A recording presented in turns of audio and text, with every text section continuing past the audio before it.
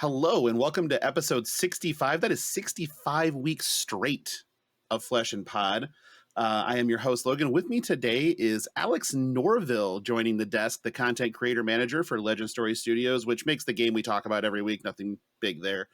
And then with me, as always, is also Derek. We're going to start with Alex because this is the dumbest, absolute dumbest point I'm ever going to ask this question on this show. And I got to wait another 3, 4, 2, whatever seconds to say, I feel so fucking stupid. I hit the 30-second mark. That's where the algorithm is for asking this. But Alex, what did you get up to in Flesh and Blood this week? Oh man, it was pretty uneventful. I played a couple games of Blitz, but it just happened to be at the Calling Auckland, so there was that. But yeah, no, small thing. Small thing. No, we had the Calling Auckland literally yesterday was the last day of it, and it was awesome. Our original venue got flooded, so we moved into a theater, which was the backup option, and it just happened to be really, really nice. It's the Civic Theater in Auckland. It's like a historical theater, so really, really cool. The main event was being played on the stage, and it was just all these red seats, this auditorium. It's sort of like got this like, I don't know if it's Indian or Middle Eastern, but like lots of awesome sort of like carvings and things in it, and it was amazing. Really, really cool venue, and great result. We didn't have an Oldham win, so I'm pretty stoked with that. And yeah, it was a lot of fun. I managed to sneak a couple of games of Blitz in between filming and everything, but yeah, on my boy Benji, which was good fun. And come on, man. Yeah, I love Benji, but I love it for the memes because no one really expects you to pull a Benji out, and then when you do, and you're like, hey, you can't block that. Sorry. That's that's always fun. That happens a lot, by the way. If you can land a spring tidings, I feel like it's fun, but then it's very like hit or miss. If you don't manage to get one big turn off, then you pretty much just do nothing because you can have a chain of like 5 or 6 cards and they're all just hitting for 1. So it's like, oh great, that was like 5 damage for this whole long chain. But yeah, no, it's been cool. 5 damage for the crackback of like 16, and it's like, oh yeah, right, cool. That wasn't it.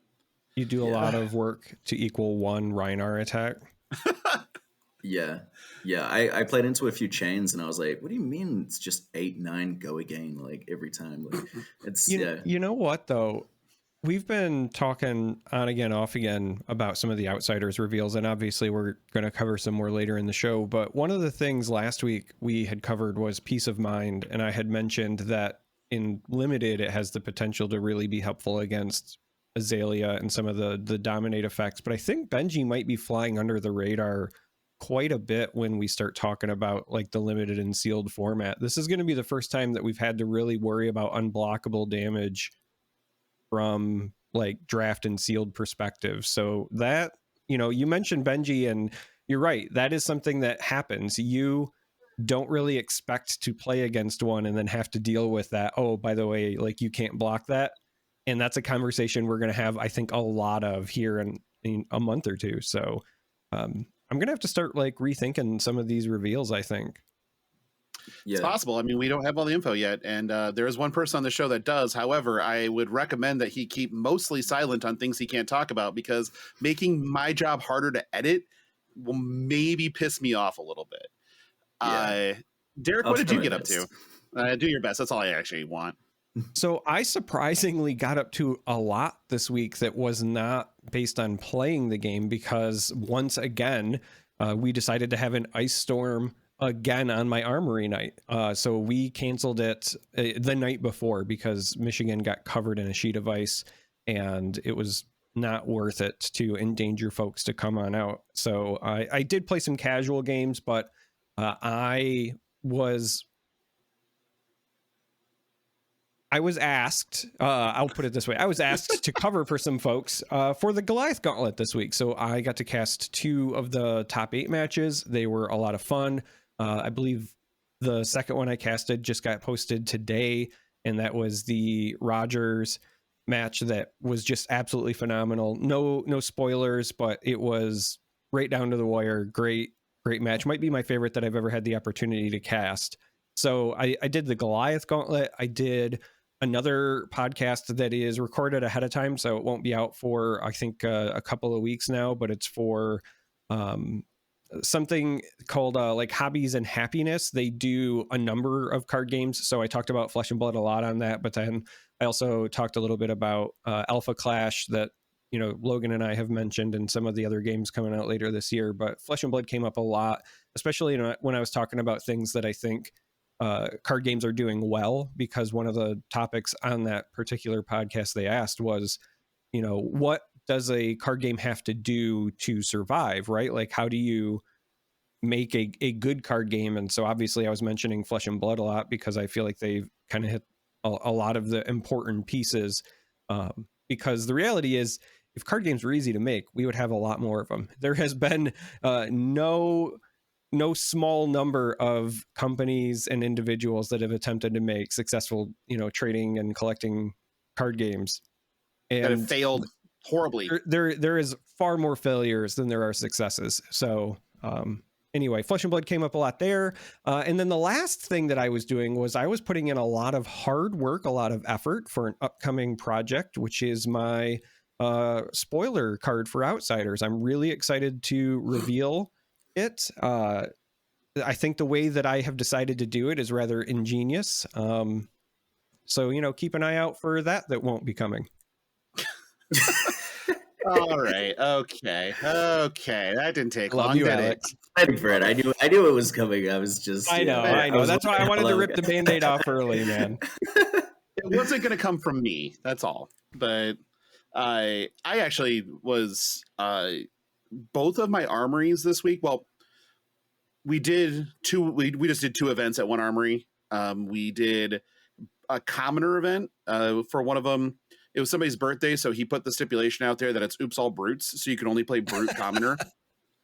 And then we did an Arcane Rising draft. I drafted Arcane Rising twice this week, which is unreal because normally you don't have Arcane Rising available, but I had boxes here, and then one of the stores did, so I provided product. I do that a lot. And then the other store that runs the Saturday Armory, they had boxes to play with, and that was, I mean, I do love drafting the older sets. I think it's a blast. And Oops All Brutes was also a blast because there was no null rune. You just didn't need it. It's just go hard. Let's playing KO, rolling those bones. Like nothing feels better. Like just hit those 5s and 6s. There's somebody that got killed on turn 2 because they had full block to KO on turn 1, and then turn 2 the KO came back with like 28. I was just like, oh, okay. Nice. Yeah. And there was also the most absurd fucking thing I've ever seen, which was again, Arcane Rising Limited. This isn't Oldham versus Icelander or anything. Game goes to fatigue because both players had 3 Bloodspill invocations in play and were protecting them like they were their fucking children for some reason. So they were both down to 1 card in deck, but one was at 23 life because they had played a Sunkiss. And so their 1 card in deck was just swinging their Nebula Blade for 1 every turn, and that was all they were ever going to do. And so the person at 23 was on advantage, and so they just ended up getting the concession. I'm like, what the hell kind of game is this? Now, granted, I did get fatigued twice in that playing Viscerai, so maybe there's something to it, but I don't know. But it was fun. Like I said, I love drafting the old sets. It's a good time. Well, it's also a good time is, and cover your ears if you need to, Alex, but fucking Dragon Shield. We hit those 1,000 retweets before recording the show last week, mind you. Last week, and we kept. Charmer was diligently refreshing the page to get the card text for Dishonor. Didn't happen. Sure as shit. First thing I see in the morning on Twitter is, oh, you guys hit that 1,000 a lot faster than I thought you would. Here's the card. What the? Okay, I get it. We are a meme at this point. I do understand. However, Charmer, give me that card text. All right. So Dishonor, after it was finally revealed, is a blue pitch, 0 cost ninja attack action that reads combo. If Bonds of Ancestry was the last attack this combat chain, this has +2 attack. Now it's got a base of 2, so that means it comes in for 4 if the combo triggers. When this hits a hero, if you control Surging Strike, Descendant, Gust Wave, and Bonds of Ancestry, so when it says you control, it means they have to be out there in the combat chain, or as we'll talk about later, other cards have to mimic them.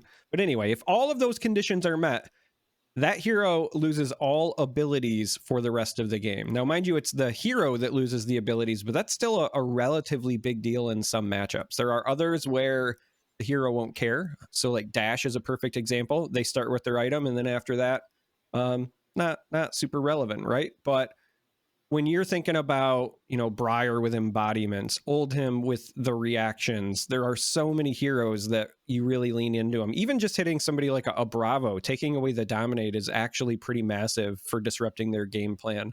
This is an incredibly threatening card. And yes, it's likely going to be something that is very difficult to pull off. At a minimum, you're likely looking at the full 5-card hand, meaning you have to arsenal something, because Surging traditionally costs 2, and so as you're looking at this chain, we don't know what Descendant Gust Wave does yet, but as you're looking at this, it's likely going to have to be pitch a blue and then play 4 cards. So it's either, you've got your 4 cards, one of them being an arsenal, and then you pitch a blue, or you have to hit this off of an Art of War or whatever. So this isn't going to be easy, but the payoff is super threatening.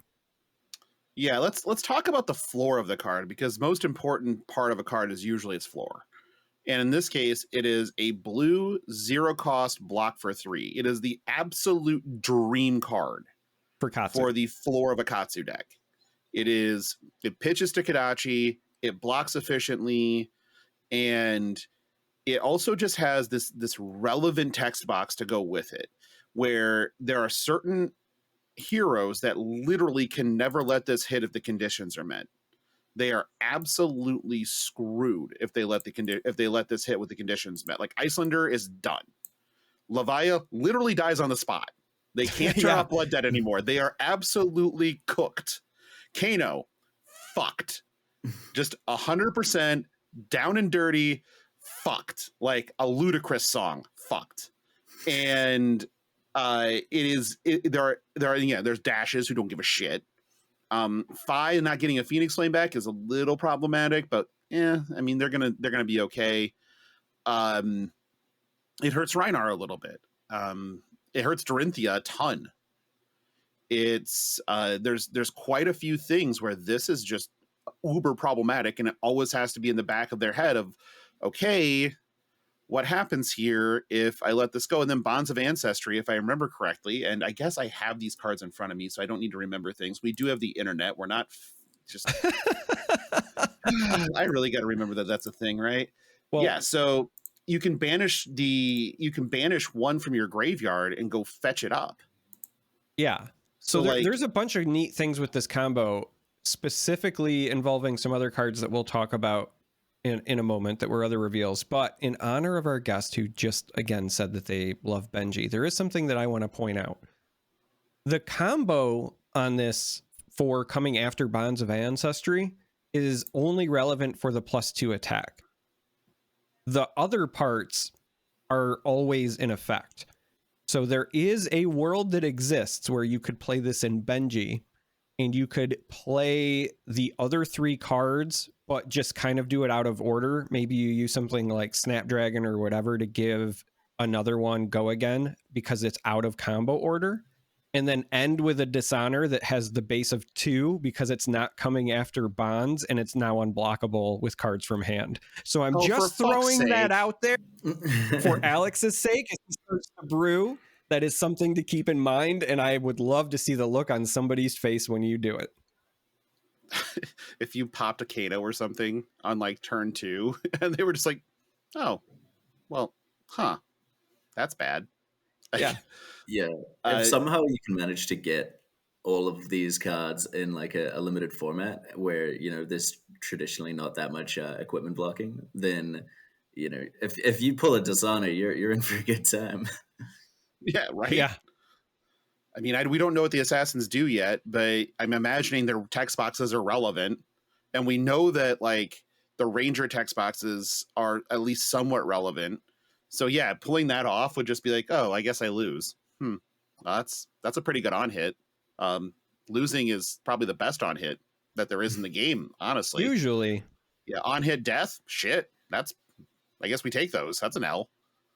Um, but the real question here is, do you think it is too many hoops to pull this off? Do you think that this is just, I mean, its floor is exceptional. There's no question in my mind that this card is spectacular, because the floor is incredible and the ceiling is astronomically high. But if we talk about like the best use cases outside of blocking and pitching, and outside of just and considering the ceiling and all the hoops you have to jump through, is it too many? I mean, are we just looking at this as effectively a good 0 for Fargo again?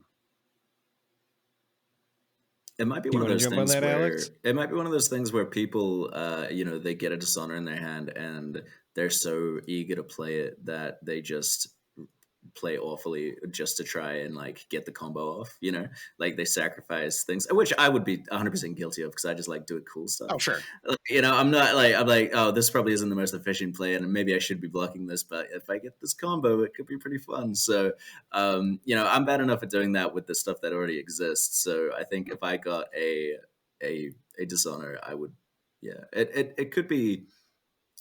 There's definitely a lot of hoops. I don't know. I think people are pretty smart though. I feel like they'll figure out some form of combo, some form of way to like keep drawing cards where I mean if you pair it with like Benji and you can well, if you have like Mask of Momentum and you can like try draw a card off that, it might improve your odds. But yeah, I think it's a 2 base, so actually, no, you can't play that. I was going to say Mask of the Pouncing Lynx, but you can't play that. So No, yeah. I wish, but yeah, no. I don't know. I think it will be interesting to see if people can actually play with consistency. Yeah, I think there's a very good reason that Mask of the Pouncing Lynx isn't legal, and this card's part of it. Like, a little bit. Yeah, maybe. Lava Burst was part of it, I think. Yeah, Lava Burst was most of it. Salt, yeah. I mean, there was a bunch of really easy.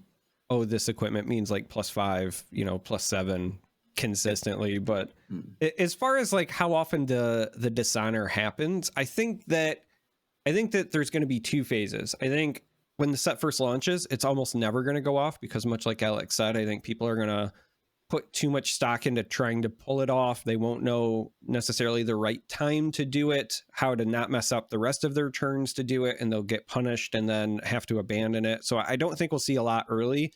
And then as folks get more reps, I think that it will happen slightly more often than people think it will, just because the people who get good at doing it will know how and when to do it. But what I think is perhaps the biggest impact is really how often folks are forced to play around it, whether they have it or not. Because the moment you include this in lists, especially in open deck list formats, when you start talking about like if Katsu or Benji start making top 8s of things, Katsu especially, because again, this is a tutorable card with the Katsu ability at that point, you have to start respecting it. And I think that the threat of dishonor on certain turns where you start to play the combo will warp the way people block. And that could mean more damage taken. So, you mentioned a great thing there, Alex, about people are usually really smart with, how they block with equipment. But, if I'm starting off with a pretty hefty turn, but I'm starting off with a surging into whatever this descendant is that we don't know what it is yet, if my opponent would normally want to block those things, but now they're like, okay, I know they run dishonor, I will have to save my equipment for if that's the end of the chain. That means that front damage starts to leak through a little bit more. So I really feel like the impact of this card is going to be felt far more when it never touches the table.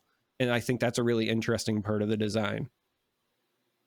Yeah, I'm fully in for the mind games. Like, honestly, like those are the most fun parts of playing decks like this, is making people think through what you're doing.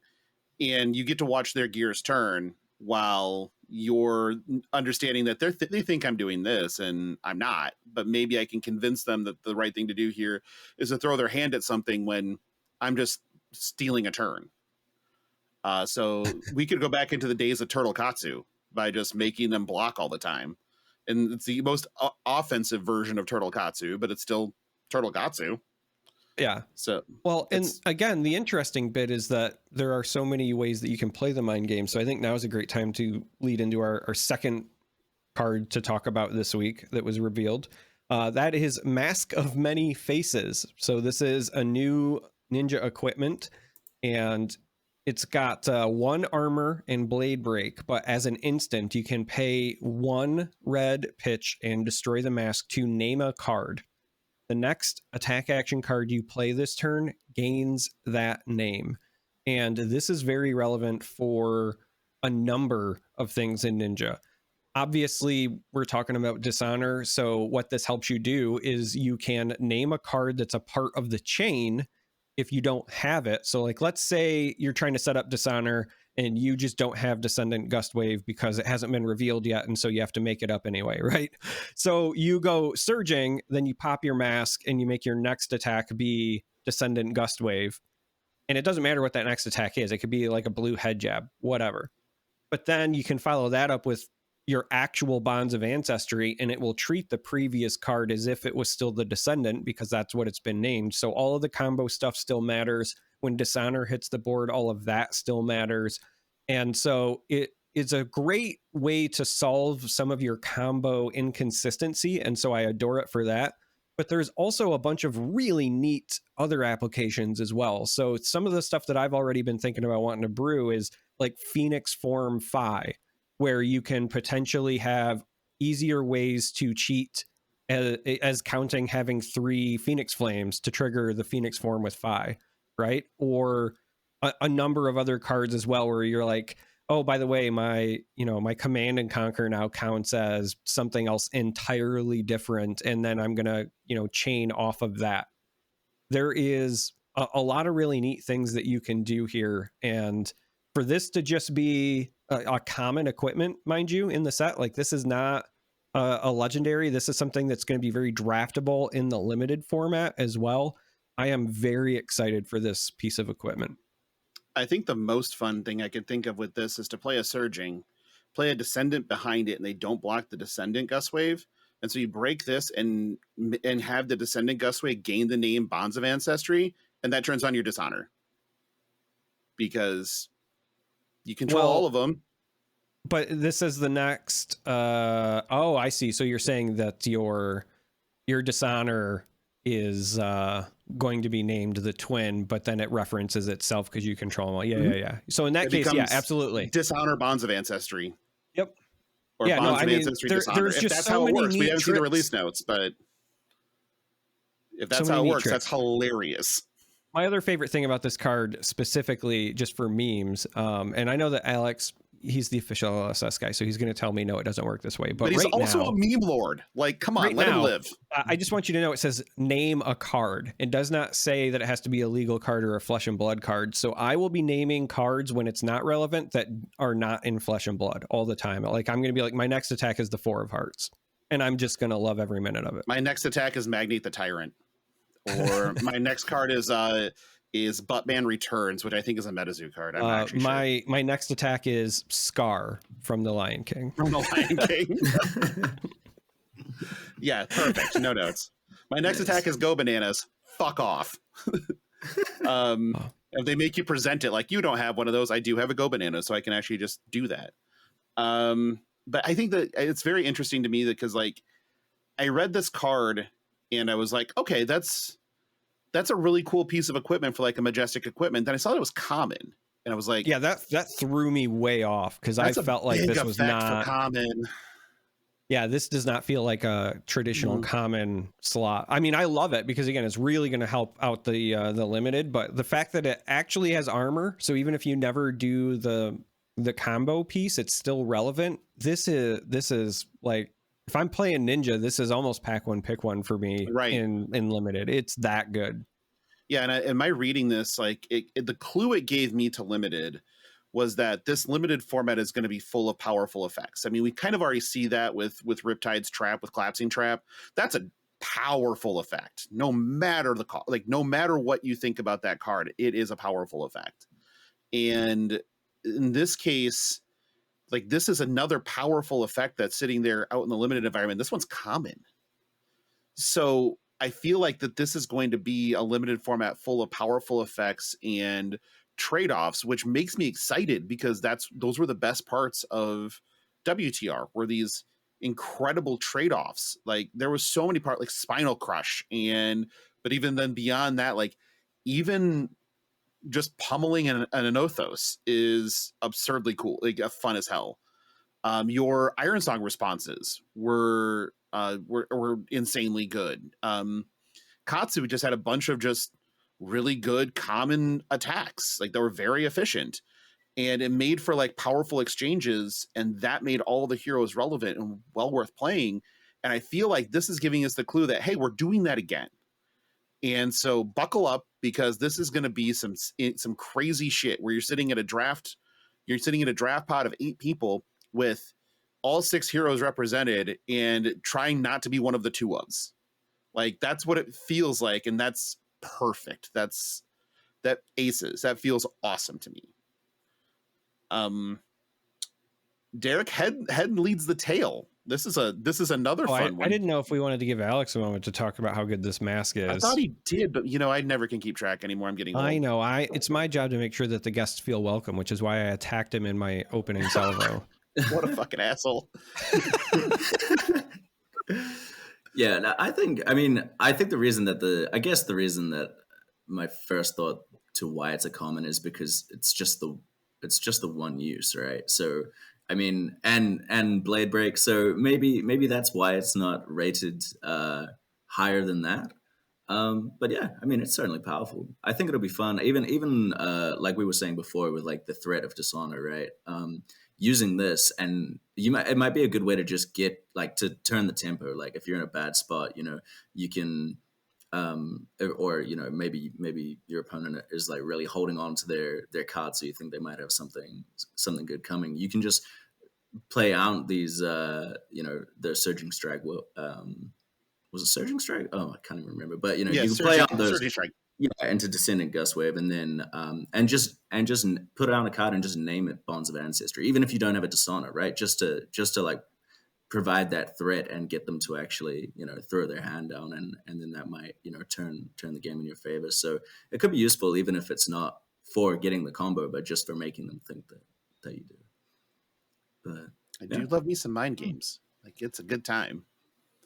So but yeah, now that Logan has already mentioned it, head leads the tail. Okay, let's go ahead and talk about yet another card that works well with the mask, and yet another card that when I saw it, I immediately wanted to start brewing, right? So head leads the tail.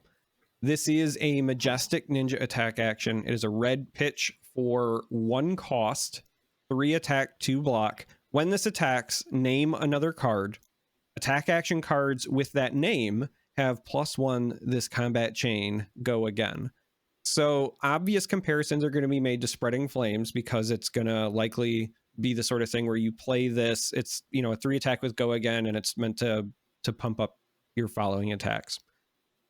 I think everybody, and rightfully so, said, okay, this is huge for Crouching Tiger Katsu, because it's another way to buff your Crouching Tigers, and that deck was already a little thin on them, so this really helps in that regard. But again, as we talk about Mask of Many Faces, this is very funny to me as well, because you could pick this and you could say, hey, Crouching Tiger is my pick, but then play Command and Conquer afterwards, and then use your mask to say, okay, by the way, my Command and Conquer is also a Crouching Tiger. So it gets +1 just for giggles. There's all sorts of weird interactions. But I actually really like it potentially for Phi. Again, as I think about like this idea of a Phoenix form Phi, where you're maybe using cards like, the Rise from the Ashes to get your Phoenix Flames back. And now that you have the mask to turn things into Phoenix Flames, and this head leads the tail, you could name Phoenix Flame. So you'll have Spreading Flames. You could literally have a scenario where it's like Spreading Flames into, head leads the tail. And then, if you drop 2 or 3 Phoenix like those are cheap but very, very efficient zero cost go again attacks at that point, right? So I think that again, there's a lot of opportunities for brewing. There's some of the 100 wins or things like that where Yep. you're wanting to play a bunch of them in conjunction with each other. Isn't there also like a tornado one? I think it was from like Everfest that it was Twin Twisters. I think maybe Twin Twisters, where like for everyone you play in the chain, they get bigger and bigger. And so if you use Head Leads the Tail to start that off, again, it just helps to kind of keep things going. Head Leads the Tail, I think, is just incredibly versatile for what it does. And I think it's going to see play in more than one archetype. I think Crouching Tiger is the obvious one, but I do think we're going to end up seeing this in a few different decks. Yeah. Like Twin Twisters is the one I was thinking of. So, yep. Yeah. That's named in a card in this set. Yes. So yeah, there is a card that mentions that as a as something that you're potentially like building off of, like which is interesting to me. But so the real question for me is, and I put it in the notes, but you don't read them, so that's totally fine. But I do too. Well, you told me you didn't. Fuck you. Is this a must block? Like, does this become problematic? I don't think that this one is a must block because it doesn't have to hit for the buff. Right, I know that. But when you're naming cards, do you even need to stop the chain here? Because it's now a threat for the next thing with Mask or whatever, because you're hitting breakpoints that are bad for you. So are you trying to stop this one? I mean, I think that it's just like with anything in the Ninja matchup, where if you have a 3 block and you are kind of committing to blocking with more than one card, then it's okay to block this, because your entire point in the Ninja matchup usually is to get the most value out of your blocks as you can. Because Ninja likes to, at least traditional Ninja, and we'll see how this changes with Outsiders, but traditional Ninja really likes to make it so that rather than doing, one attack for 3 damage, they like to do 3 attacks for 1 damage, so that if you ever expend a card, you are giving up a whole card and you're usually over blocking, and then they needle you anyway, right? So here, this is a nice, round 3 attack. So if you have a 3 block and you're also planning on, blocking some of the other things that you think might be coming later, then yeah, you could throw it in front of this. But I think that because this has no relevant on hits itself, it's already got go again, so you can't stop that. I think that depending on the card they name, you might be better off, even if you're planning on blocking, just waiting to see if a more relevant on hit comes up. And if they're running Mask of Momentum, then, maybe you wait till that second attack anyway to break the chain and make them have to rebuild before they start threatening the mask trigger. I think you have to take those things into account. But so the short answer is, I don't think it's a must block. I think that this is very much a situational, kind of depends on state of the game, state of your hand, that sort of thing kind of block. All right. Head Leads the Tail. That's I like it. I think this is the perfect card, versatile card. This is one that I think you can play regardless of what Ninja like you're playing. It's just a good card. If it was 1 for 4, it would be cooler, but that would probably be that would probably be a little bit, like a bit too much. You have to name Head Leads the Tail and then play a second one, and now your dreams have been made. That's true. Or you play it second with your Shuko. That has to be why that has to be why this card's majestic, right? Is that if they chain into each other, it becomes an absolute nightmare. Or just like if you play multiple of these with like Crouching Tiger support, it becomes the Crouching Tigers are just overwhelmingly too good. Like that has to be why this is majestic, right? But like there's no Crouching Tiger that we know of in Outsiders, and usually these are, and I know it's different in Flesh and Blood, but most of the time rarities skew towards limited for the reasons for rarities, because they have an outsized impact if there's too many of them available. But when I read this, I'm like, this, like, it was kind of inverted because Mask of Many Faces felt like it was better than a common. And I thought this one at Majestic, I'm like, it's kind of underwhelming for a Majestic to me. But the more and more I thought about it, I'm like, if they have like a series of like super efficient tokens or whatever, or repeatable attacks or anything like that with this card, like that gets out of hand. Like this even gets out of hand with some like double strike. Like it doesn't need to be. Double Strike is another one that I had thought about when I saw this, like for constructed, because I was like, oh man, if you have just like one head and 2 double strikes and then a blue pitch and then whatever your final card is, like that's a lot of damage. That's very wide, very kind of machine gunny for a turn. Yeah, I think if you have an Ancestral Empowerment as your other card, like you're starting to live some dreams at that point in time. Ancestral Empowerment is one of my favorite cards in Flesh and Blood because 100%. It's so good. That's one of the things I chased down to make sure I had alpha copies of, because their pink strip Ancestrals are sweet. And that this card made me think of like, okay, well, if we can do some stuff and get to a break point with some of these other cards that have super cool on hits, and then Ancestral those to get the on hit to go off, like we're pod racing, like we're doing some fun shit. Or the other end of the spectrum too is like just combining this with Art of War. Sure.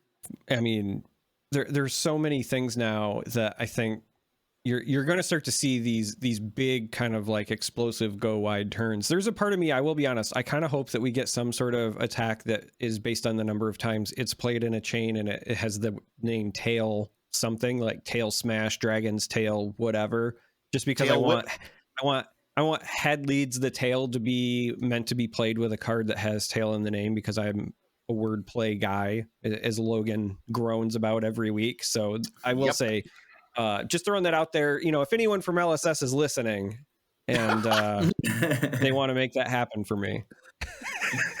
Yeah. I think it might have already gone to print, but maybe the next time. Actually, I was just looking at this card, and because it's not an on hit effect, it's just a on play. Name another card. Oh, actually, okay. It's not as OP as I thought it was. Now that I read it again, because it's name another card, attack actions with that name. Oh, yeah, okay. 1. So it's not just like a +1 buff to everything. It's like cards with that name. So you might name like head jab, and then head jab. And I guess it does say other, so you can't name head leads the tail. So you can't live the dream of pumping more head leads the tails. So we have put ourselves in the correction corner already. That didn't take long.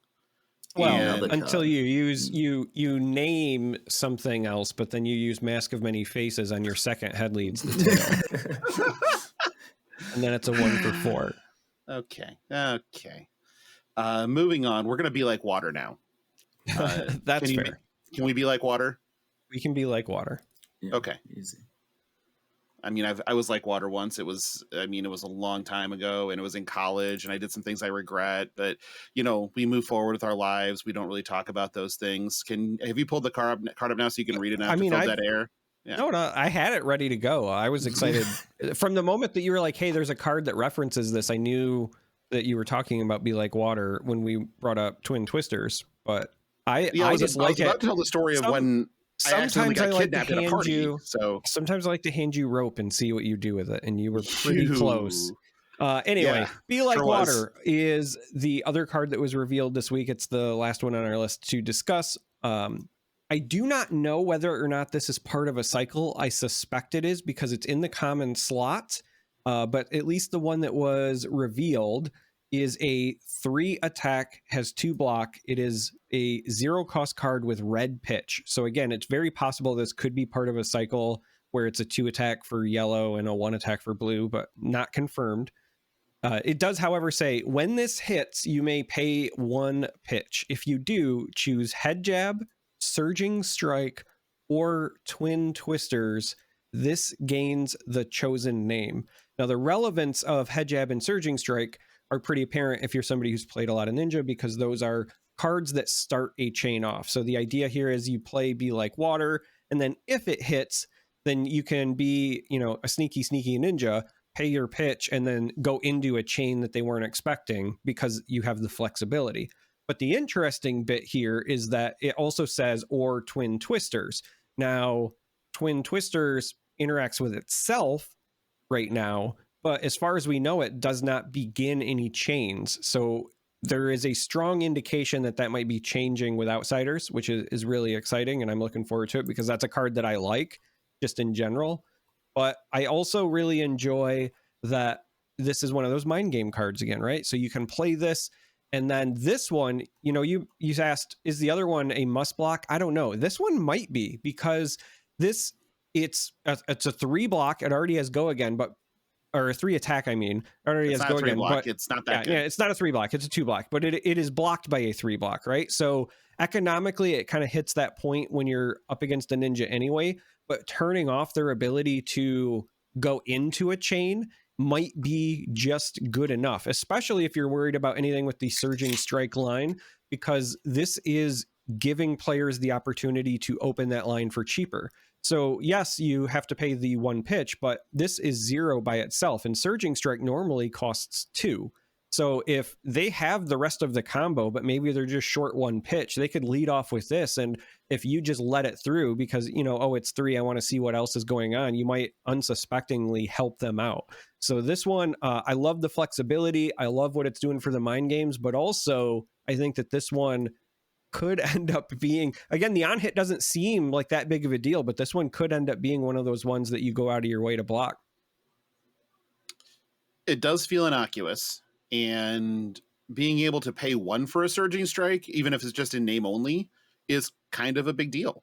That there are turns where you kind of shake your head because you just wish that you could have more easily paid for the surging strike, and this changes that. That does adjust the dynamic of how that works. And on its surface, it's still a 0 for 3 go again, and Fi has made a living playing 0 for 3 go agains. So this is already a card that is playable. Like, yes, we don't know if it's a rainbow. I'm going to guess it is, but I've been fooled before. But ultimately, I think that, again, we're in the common slot. I mean, this is really good in the common slot. Yeah, this is really good in the common slot. But again, for limited, when you're thinking about, so like one of the complaints that I had kind of about Ninja in general, when I think about old Katsu and why I think we had decks like Ninja Turtle and so on and so forth, was just because combo is a very flavorful mechanic, but it was also very telegraphed in its early iterations. And if you didn't draw the right cards, you just felt bad. Like, let's be honest, you could run 2 combo lines, and if you drew the opener for 1/2 and the middle cards for the other half, then your turn felt kind of lackluster. And I think that's why ultimately folks started gravitating toward just jamming flick flacks and blue pitch 3 blocks for a long time in the early days with Katsu. And when it comes to limited, it's a little bit better, but a lot of times, even when you're playing like Katsu and limited, you are just trying to jam the most efficient things you can, and then also make sure you're turning on your Kodachis, and you still ultimately play like the limited version of Ninja Turtle Katsu.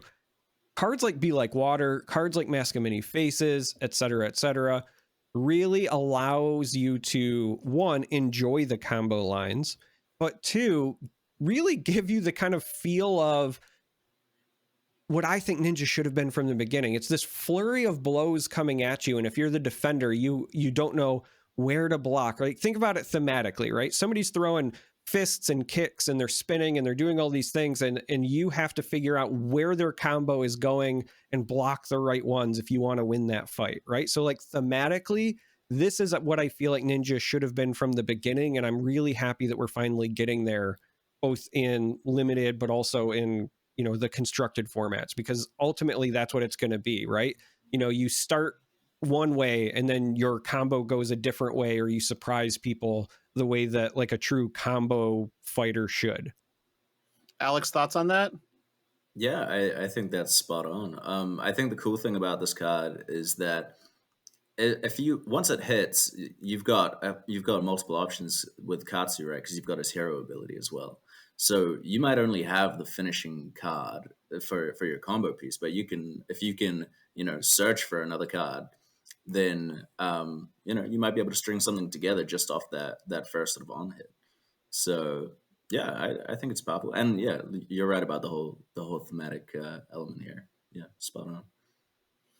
I honestly think that there's the number of different looks of Katsu altars are going to go through the roof as people start tailoring these things to themselves and how they see this deck. So Mara, your business is going to pick up, and I need a Bruce Leroy one. If you have to Google it, Google it.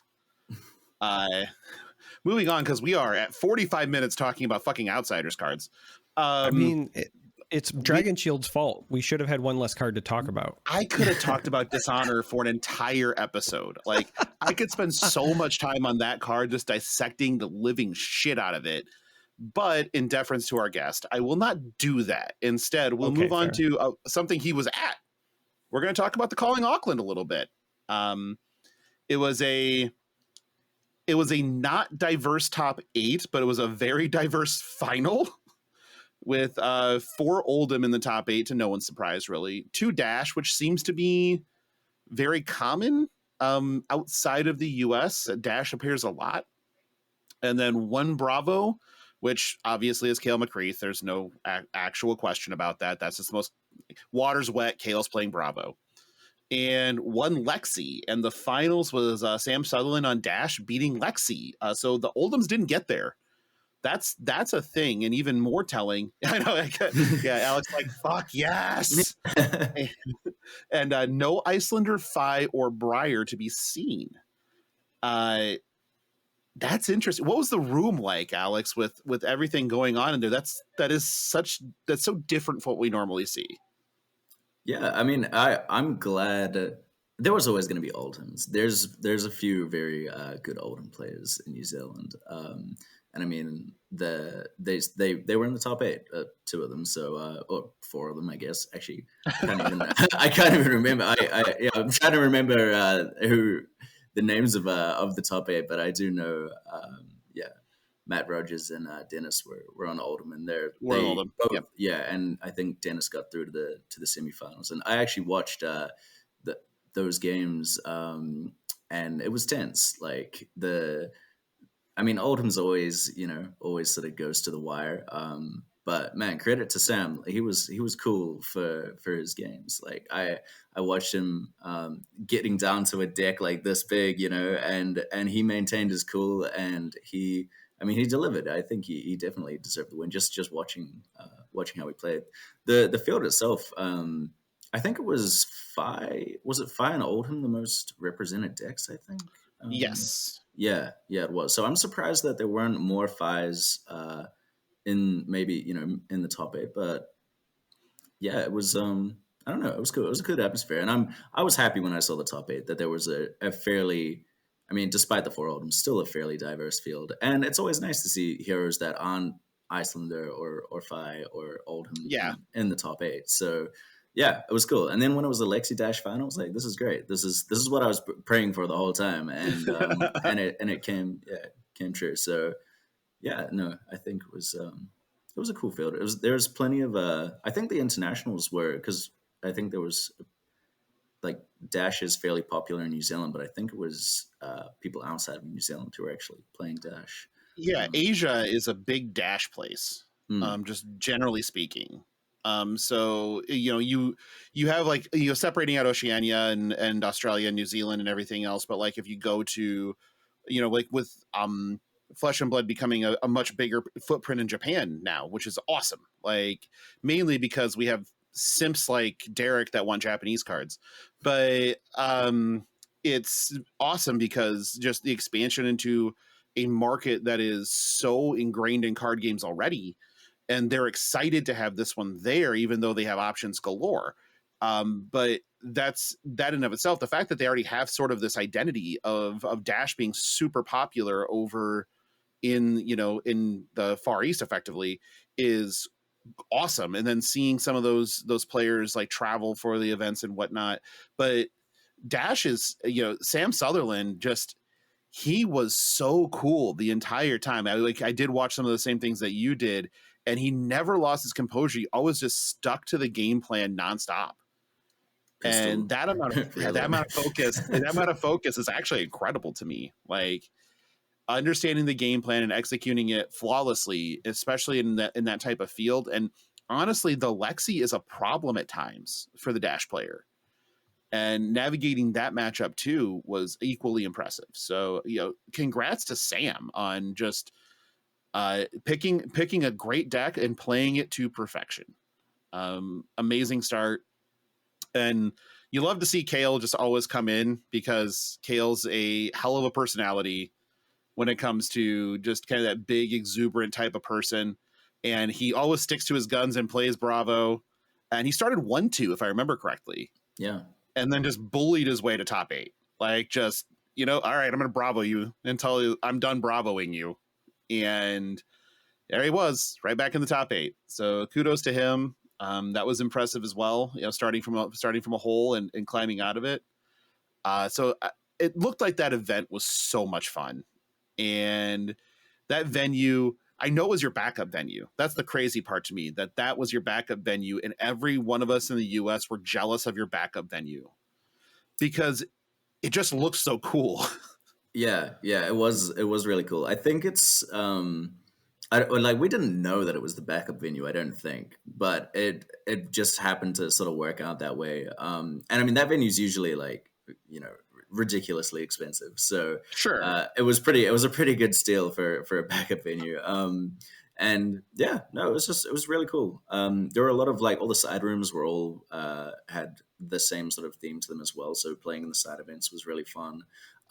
Plenty of stairs, though, lots of stairs to walk up and down, but yeah, no, it was cool. It was I think everyone had a great time. There was a good atmosphere. Obviously, everyone hung around for a long time. It's always cool watching those final matches and seeing everyone gather around and, actually sticking around and spectating, even when, it's like top 8 takes a while to get through.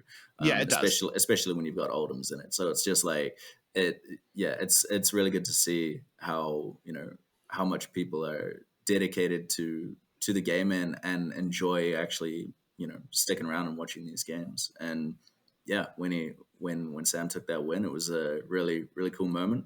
So yeah, no, I think it was positive all around. Yeah, it's amazing how engaging this game is, just generically speaking. It is people always want more. Like, what I describe to people, especially Magic people who ask me, coming from that background, why Flesh and Blood? My answers are usually, well, one, the engine is incredible. The resource system gives it its juice. Like, that gives it what it needs. That's the genius part of the game, is it limits the variance. It makes it more of a a fair game across the board. And 9 times out of 10, the better player will win, or the person that plays the best will win.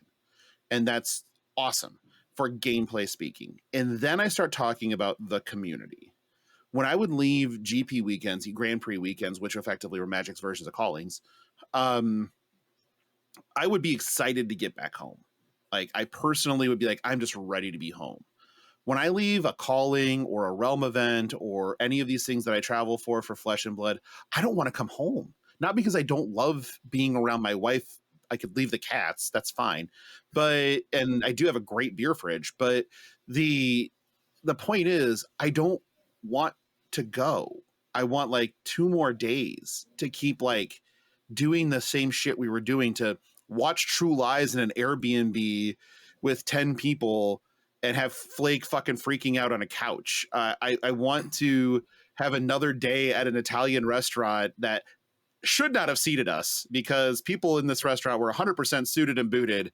Like, people were proposing and shit. And you have us nerds in there at a table at 12 getting treated like royalty by the staff. It was amazing. And I want those back. I want to go do that again.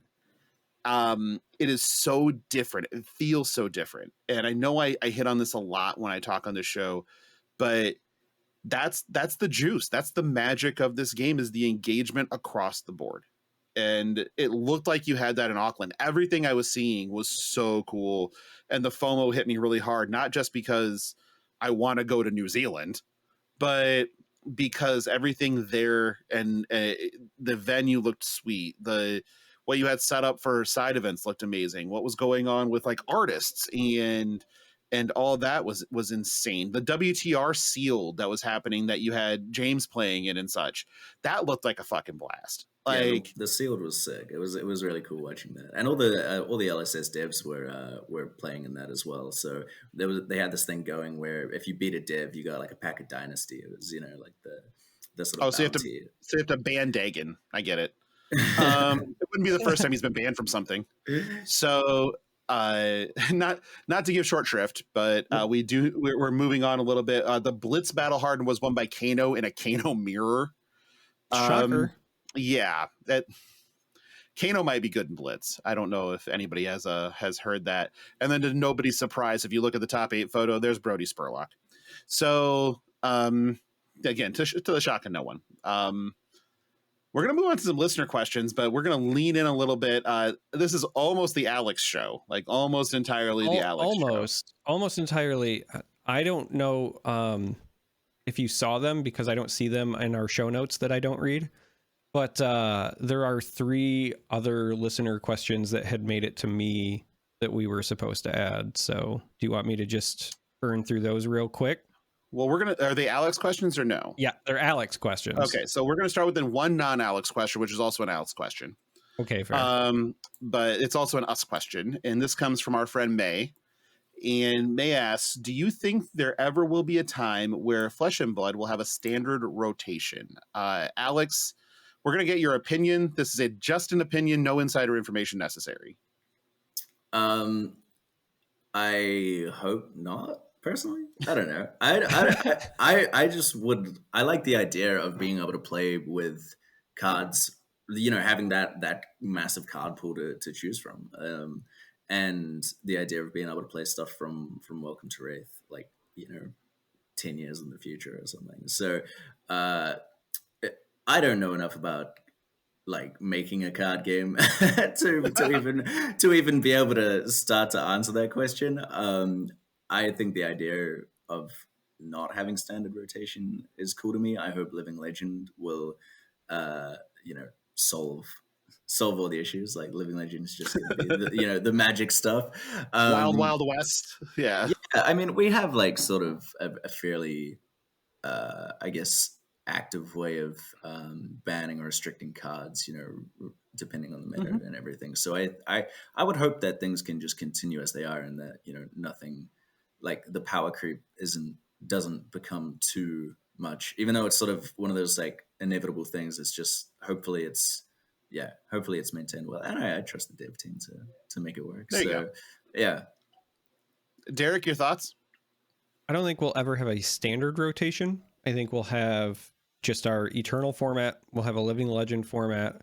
We will have our limited formats. And then I think if we ever have anything that is outside of those, but is, set limited, then I could see at some point in the future, again, not being a standard rotation, but I could see folks coming up with what I would call historical formats, where maybe you say you're only allowed to play stuff that was available in History Pack, 1 for that year, or History Pack 2, because all of the history packs represent a snapshot in time for Flesh and Blood.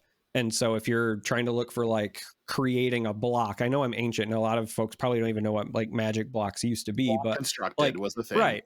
That used to be a thing. And so I think that would be a neat way to do it. But for the most part, a lot of the reason that people love Flesh and Blood to begin with is because of the Eternal format and because of being able to, adopt a hero. Because the biggest thing with the rotation is that if you're starting a rotation of any kind, you have to have that discussion about rotating heroes, and latching onto a hero is already one of the best things about Flesh and Blood. And you hear players complain even now, we know we're getting a prism that's going to be new and a chain that's going to be new at some point, right? But we already hear people that are man, I haven't really played the game since Prism left. And so if you start any sort of rotation talks, I think that ends up being a net negative. So I don't think we'll see a true standard rotation. Yeah, 65 weeks ago, and I know that because we're in week 65 of this show, I had pitched 2 things, which were Team Sealed, and that's a thing now. Thanks to anybody that listened to make that happen, because I fucking love Team Sealed. And then Block Constructed, having that historical perspective where WTR Arcane Rising, and Crucible are a block. So you only play cards from those sets. And then Monarch, Tales of Aria, and Everfest is a block. So if that's a constructed format, you only can play cards that were printed in those sets, et cetera, et cetera, et cetera. And I mean, that was pre Everfest. Tales of Aria was out, but that was something I had brought up then, and I still think it would be fun to do. But we're really in a spot where, because of how engaged the community is, we end up with a lot of these really cool community formats too. So I think that you're in a spot where Flesh and Blood, LSS doesn't need to do anything outside of having the Living Legend format to be your truly eternal format, where, because heroes will LL out, we know that, and having a spot for them to continue to be played is important. But outside of that, I don't think that there is anything specific that needs to be done from the LSS side, and I don't think that a standard rotation should ever happen and will ever happen. That's personal opinion. Derek, it's time for the Alex show. So go on, buddy. Apparently you got stuff that I didn't get. Yeah. So the first question is from Charcoal. They want to know if there's anything special that's going to be done for the player versus environment mode, marketing wise or whatever, that you can talk about when that eventually comes along, because they appear to be really excited for it. They wrote me this in all caps. So Charcoal would love to know. Yeah, so I guess let me think if I can, what I'm allowed to say and what I'm not allowed to say. Something special marketing wise for it, I mean, it's always a possibility.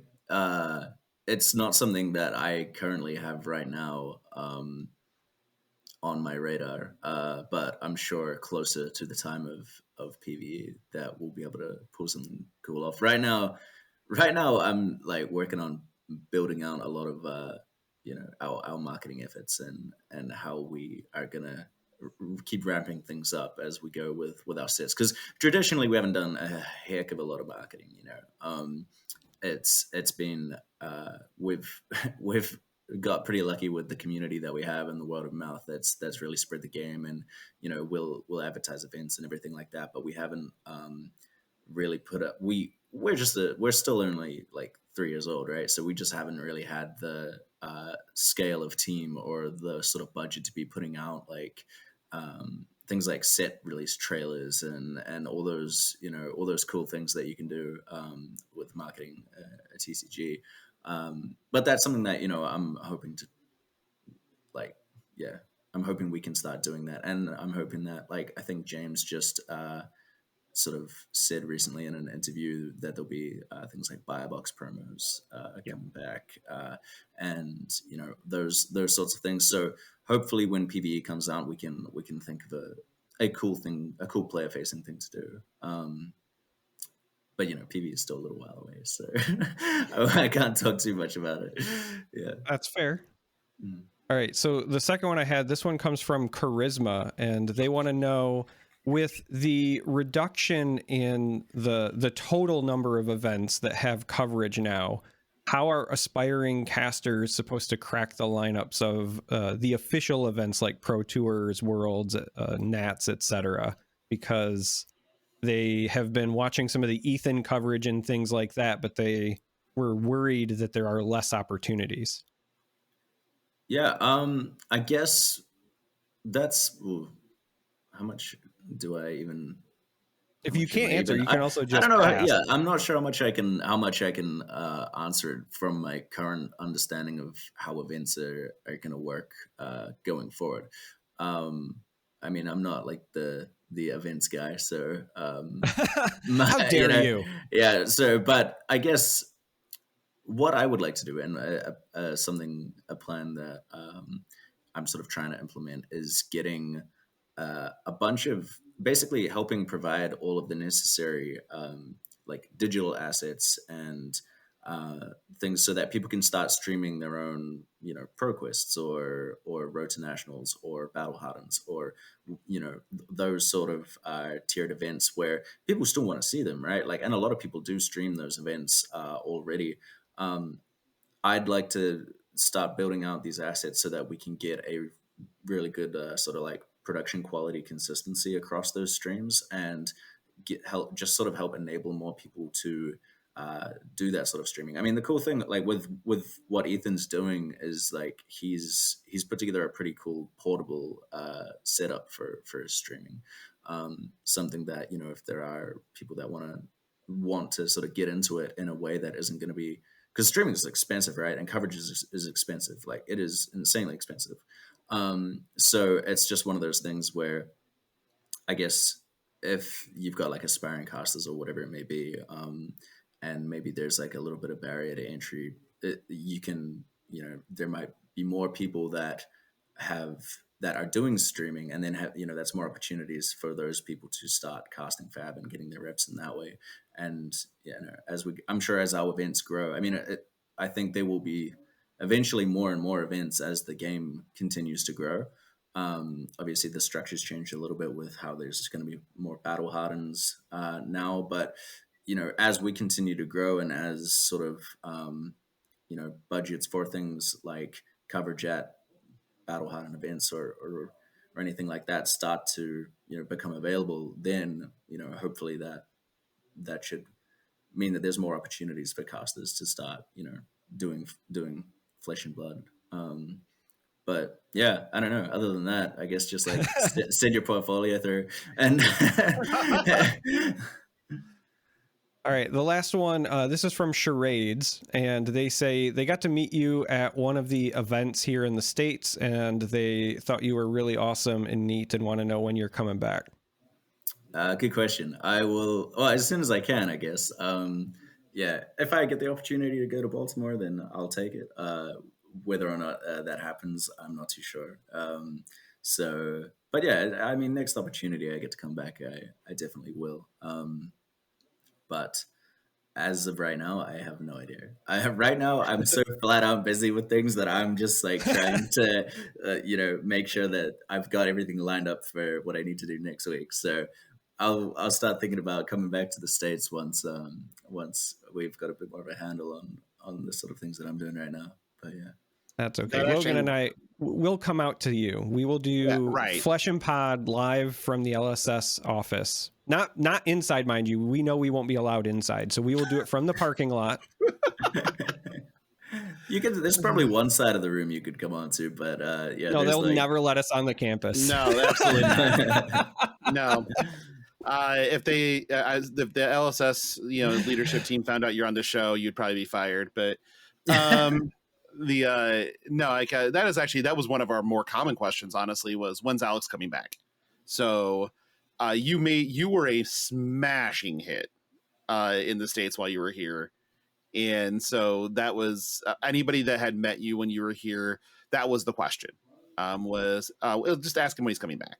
And it's like, I mean we're gonna ask him anyway. yeah, and I would love to. It was easy to be in the States hanging out with all of you. Like I had so much fun, and I mean it was your phone networking, but yeah, I mean I was like I don't know. I turned up not really knowing what to expect, not having been that in my job I was very connected with the local game store owners and people, but not so much in the content creation side of things. So I was sort of just in the dark, like get thrown into it and figure it out. And yeah, it was easy. You guys were cool. So we were just hanging out, playing Flesh and Blood and going to these events. So yeah, I would love to come back. Okay, so we're gonna dive into questions that were not asked by Charmer under different names. that was charcoal, charisma, and charades. All start with CHR. Weird. Yeah. Okay, so first we're gonna start with Clark J. Fab. We all have met Clark a lot of times. Yeah, he's a local Michigander. Great guy. Yep, Bravo lover. Yeah, Clark's cool. His question is, what's the best way to market Flesh and Blood to new players?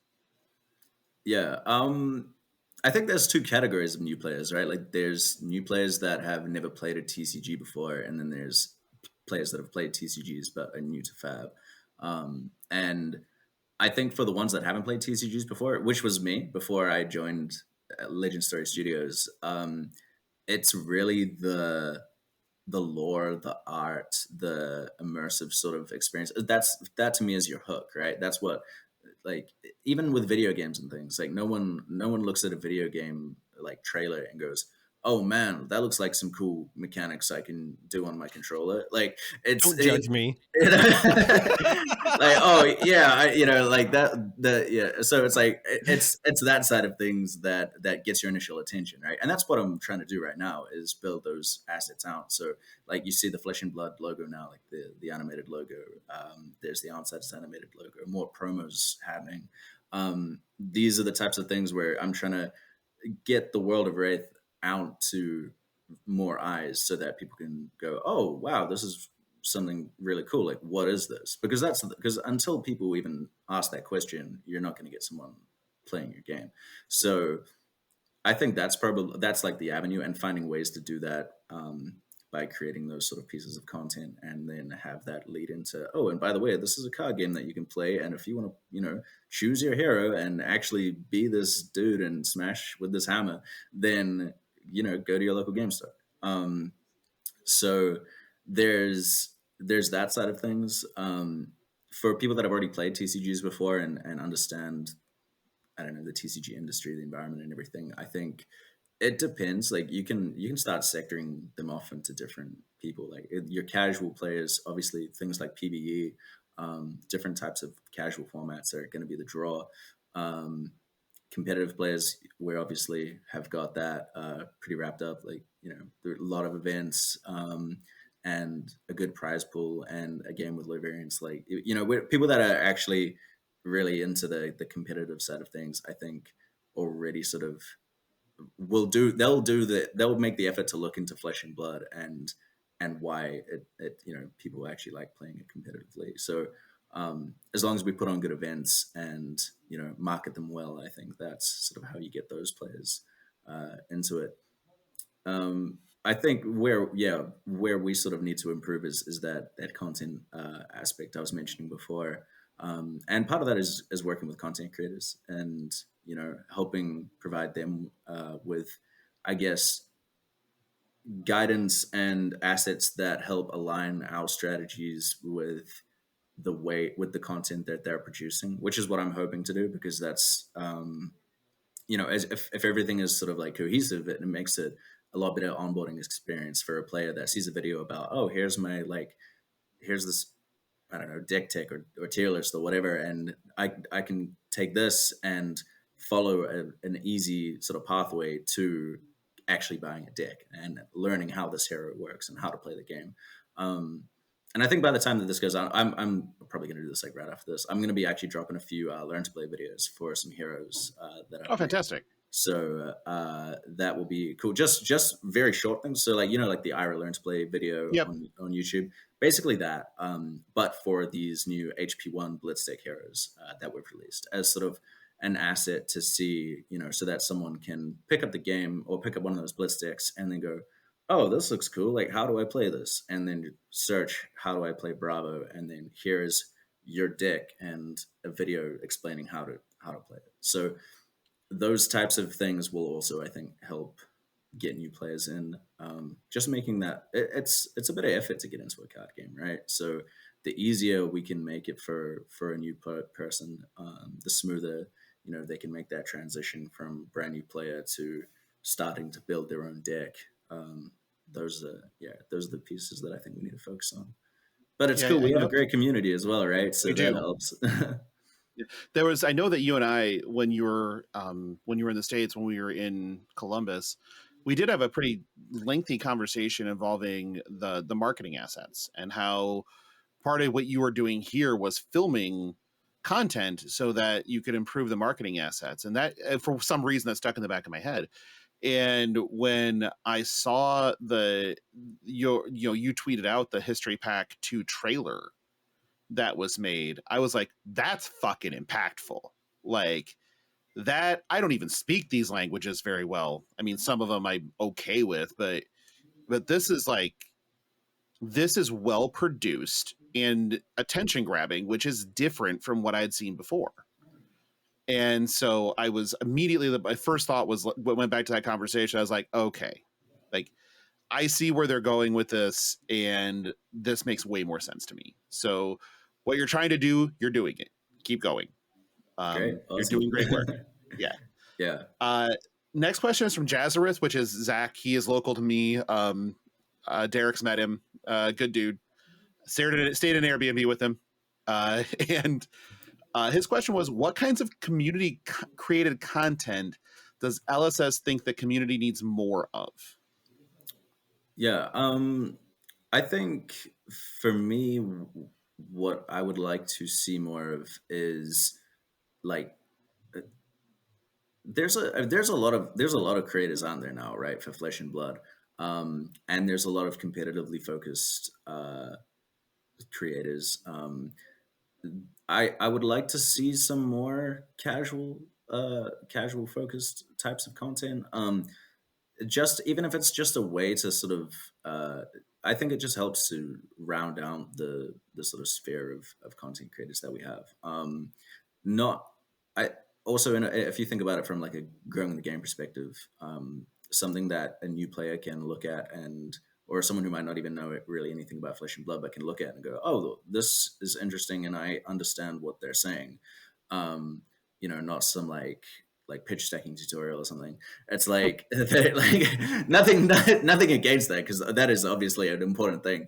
But like I just think that like that type of stuff serves its space in for Flesh and Blood players already because no one like so I'm thinking something that a new player or someone who might not really know what they're talking about can jump on can like watch and then go, okay, cool. And this is going to hook me in. And now I'm thinking about going and picking up a deck or starting to build a deck or what is this game and tying, the lore elements, all of that sort of stuff into it to actually, say, okay, this isn't just a trading card game. There's a whole world here that is a part of it. And you're sort of embodying these heroes like that side of things.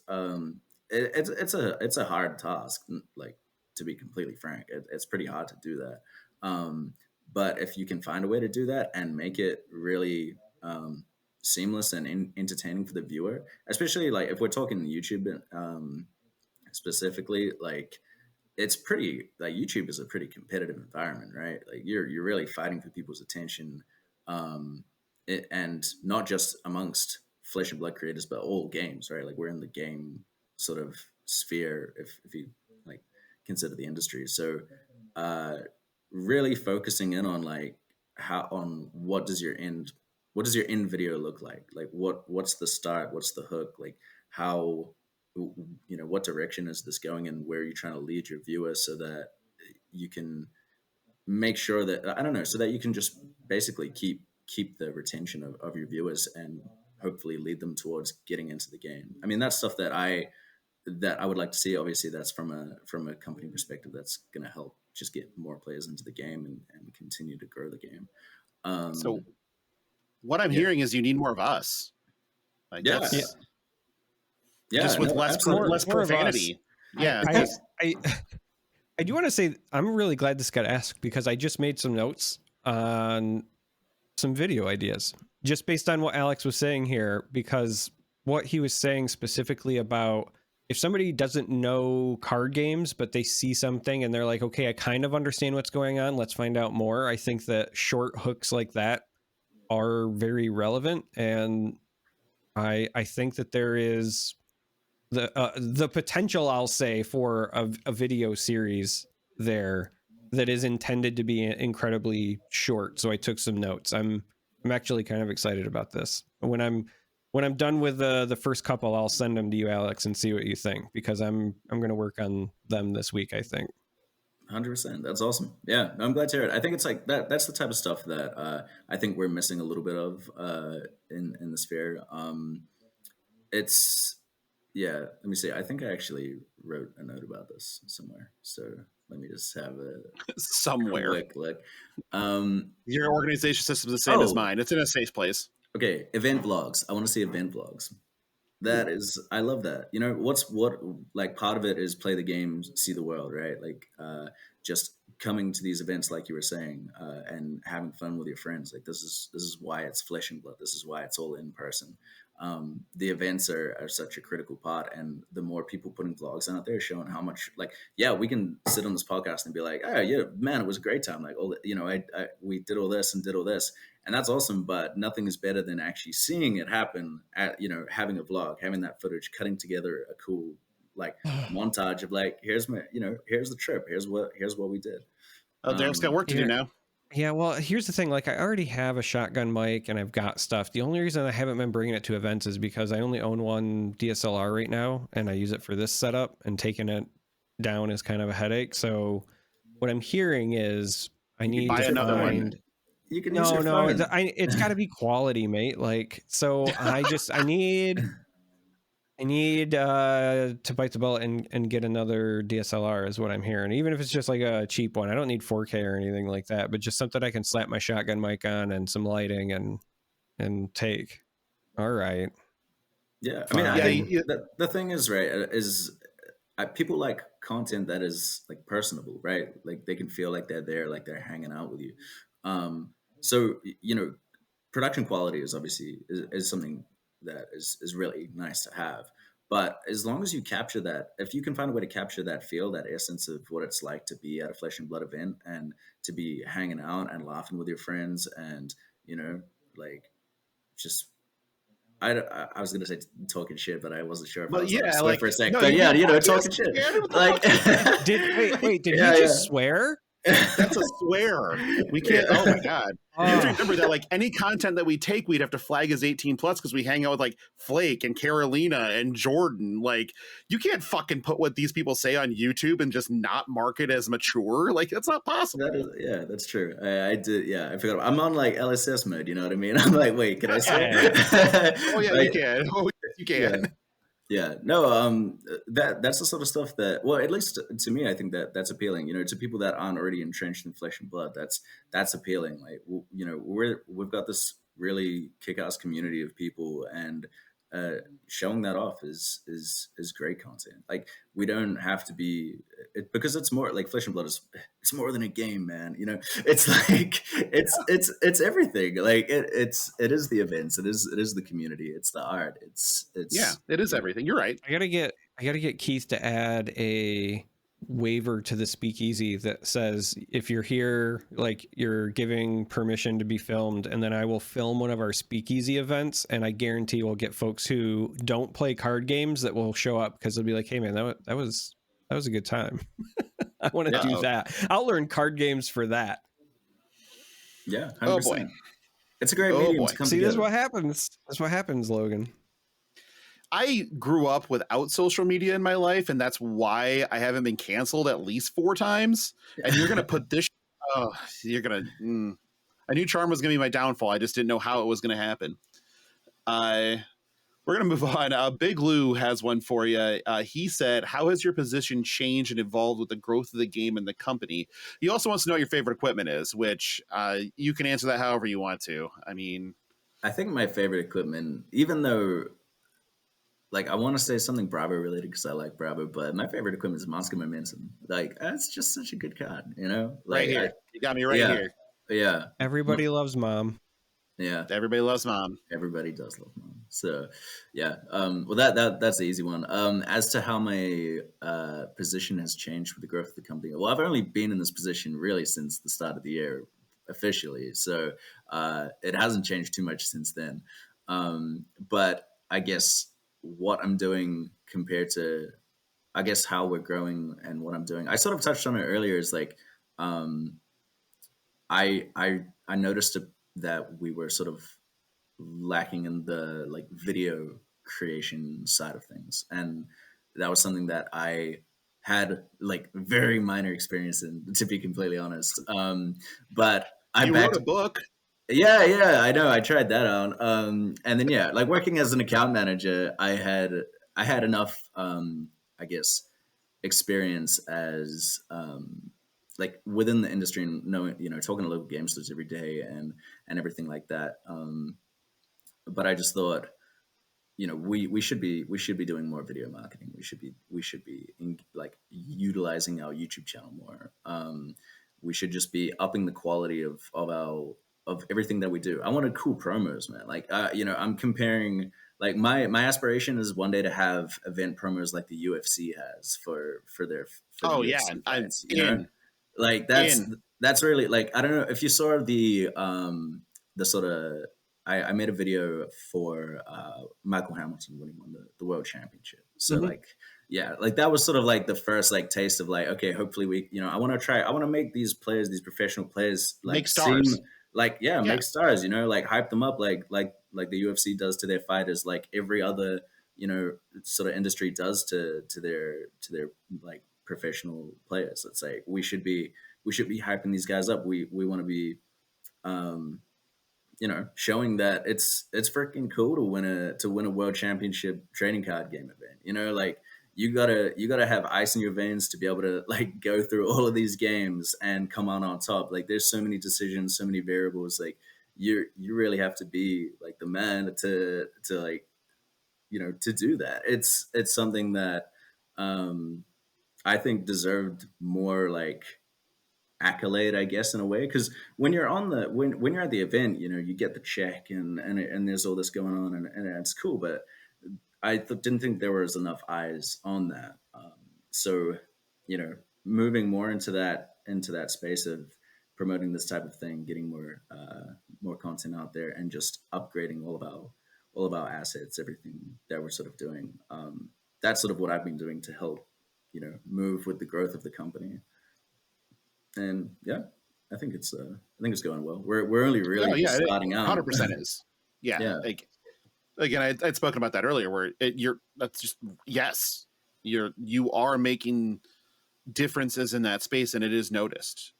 People are there are more eyes. You can see it pretty easily, and I do get a lot more questions personally from other people. A lot of it is curiosity because I was a very entrenched Magic player within the regional community as well as just locally. And I cold turkeyed it, and they're like, how'd that happen? I'm like, because of this.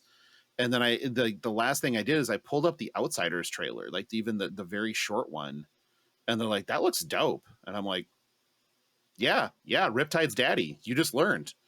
And they were just like, that just looks super cool. Maybe I'll have to check that out. Like, I'm like, yeah, like Outsiders is a good spot to start. And I bring up that, hey, it was designed with Brian Gottlieb, and they're like, oh shit, because they know Brian Gottlieb from Arena Deck List podcast and from Magic coverage, and so it's a name they recognize.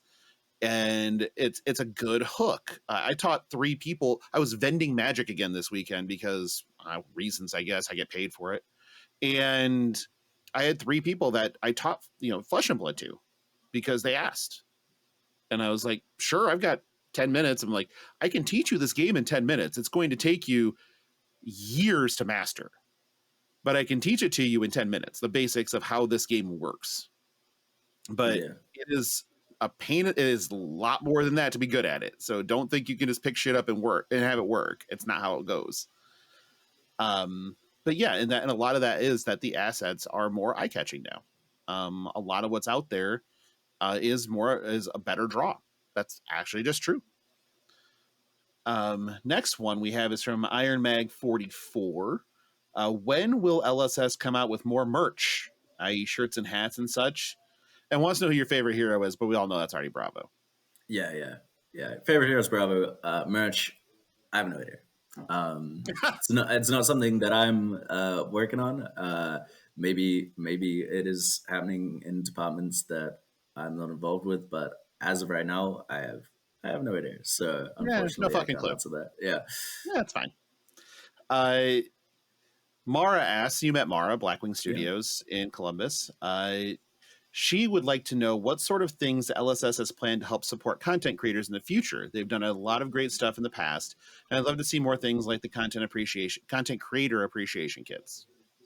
Yeah. So those kits will be happening again. I guess there's that. So yeah, those content creator appreciation kits will be sent out. The I guess going sort of back to the same thing about like building on assets is like I am sort of putting together uh, a folder. Like once it's built out to a sort of uh, level that I'm happy with, I'm gonna get this folder that I pretty much just share with every creator, which has got access to all those animations that we're commissioning, any sort of other marketing material that we can provide. So just getting more assets out into the community for people to use, so that we can keep all leveling up our content. And then from there, I think I touched on it a bit earlier as well, but I want to start sort of having a better sort of correspondence on a regular basis with creators, and sort of letting them know what what we're trying to achieve at this point in time with the set or something. So, like, for example, Outside is a great onboarding set, right? It's something that there's no arcane damage. You don't have to worry about that. There's not really the same amount of things like Monarch and Tails. There was a lot of it was a bit complicated for a new player to pick up. That's not here with Outsiders. So this is a really good opportunity to be putting out new player focused content, things that even when things start releasing, go through like the blitz decks, the Outsiders blitz decks. How do you play them? What is this hero? What does it do? Okay, now you've got your blitz deck. How do I turn this into a CC deck? Like, what is your sort of new player progression as to, like, okay, I can start with this, and I can start, I can take this and spend $30 or whatever and go and start winning armory events. And then that type of thing, that there's plenty of opportunity for that with Outsiders is I guess one of the is an example of what I want to start putting on a regular correspondence, like an email or whatever it is, to creators, and just let them know the direction that we're sort of heading, what we want to be seeing. Because I get this question all the time on and it's happened on the podcast. It's like, what content do you want to see? Like, what content does LSS want to see? So it's like, if I can actually start getting that out there so everyone knows, then it's just gonna help. So yeah, that's the goal. Makes sense to me. I mean, it seems like, and I agree. I mean, I know that I already spoke to that with Outsiders being a very good onboarding set, and a lot of it is the best. In my opinion, the two best ways to, or the best like line of progression to get people into the game is blitz deck and draft, in that order. So they purchase a blitz deck, and then they start drafting, and then the drafting turns the blitz deck into a CC deck. That 100%. usually is how I see that happening. And we haven't had a draftable set in 9 months. Like, we haven't had another one since Uprising. Like, Yeah, I know. I mean, yes, you don't listen to the show on a regular basis, but that I am not going to pull punches, and that I am also a limited fiend, and 9 fucking months is too long. Like, yeah.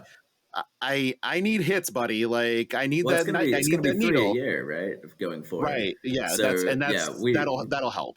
We've definitely heard. I mean, it's one of those things where, as we've I feel like I mean, I keep saying this all the time, but I feel like for the past like 6 months almost, it's been like a real transition period from the starting LSS. That was, I mean, we're still a relatively small team, but the real small team LSS, where it was like, I'm on the phone like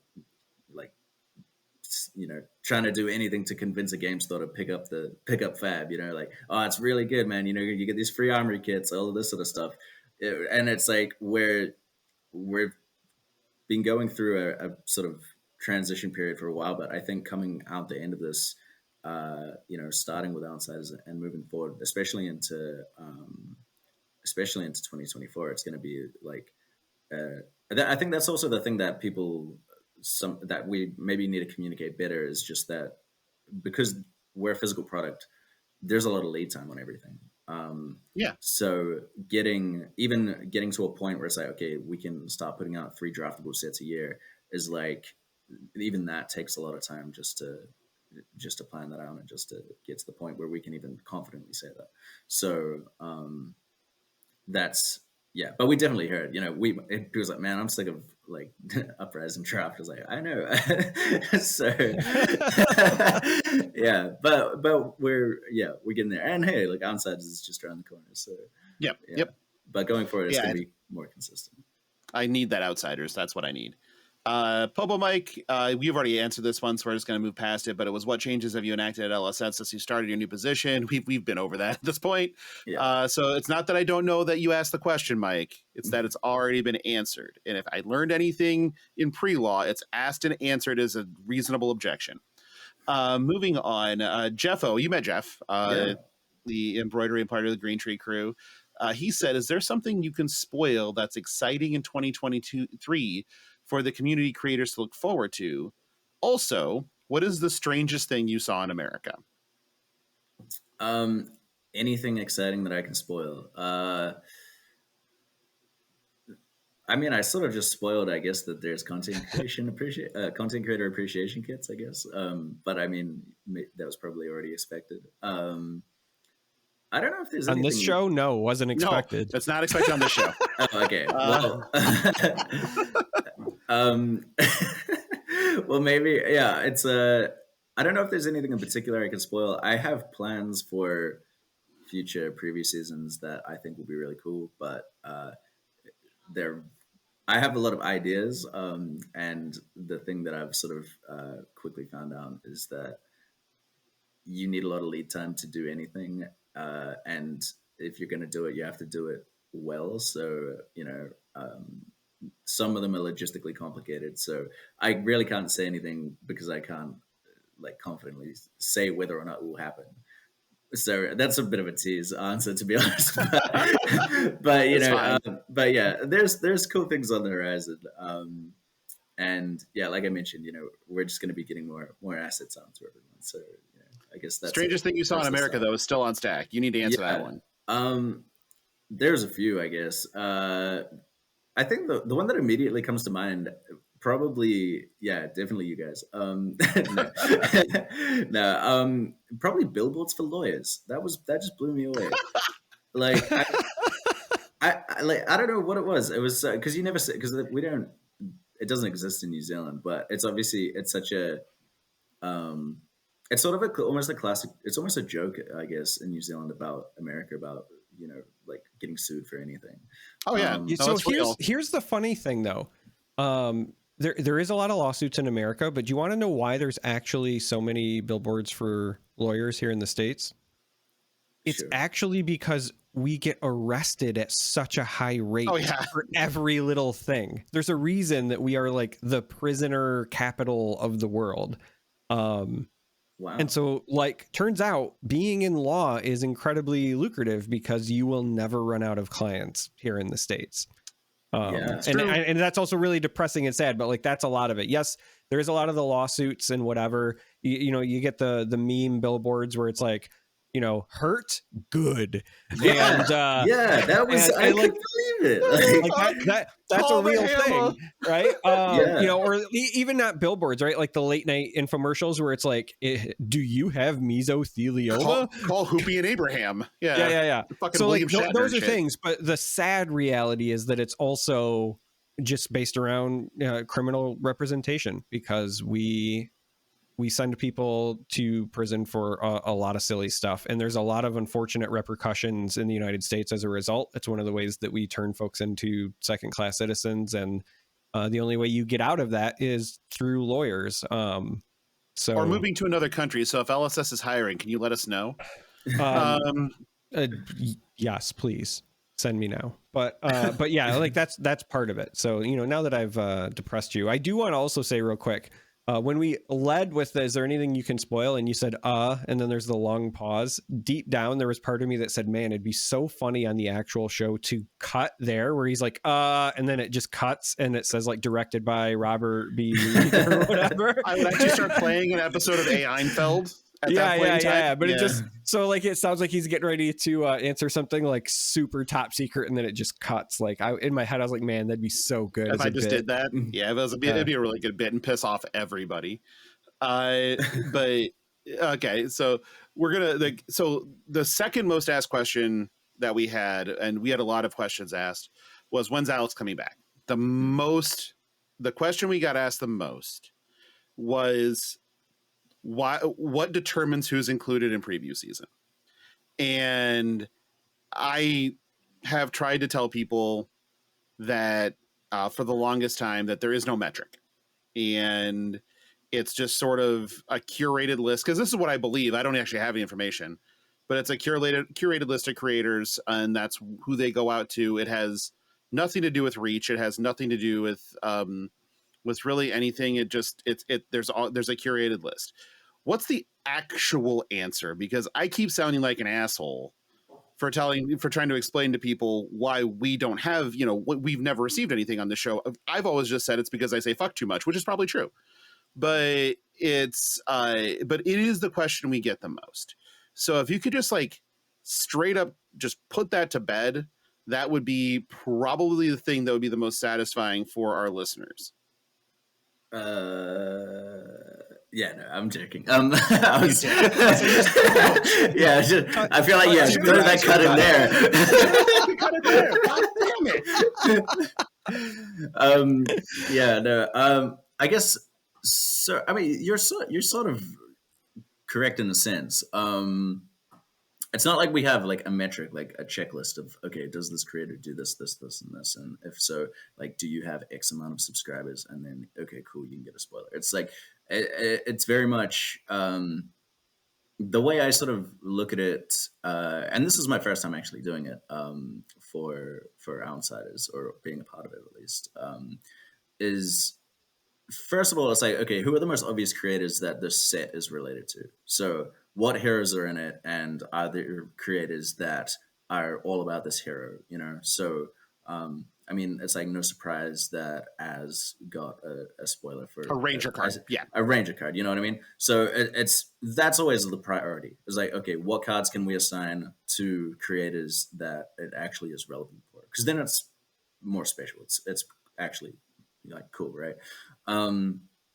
And I don't know if it was always like this, because I wasn't involved with previous season and before this.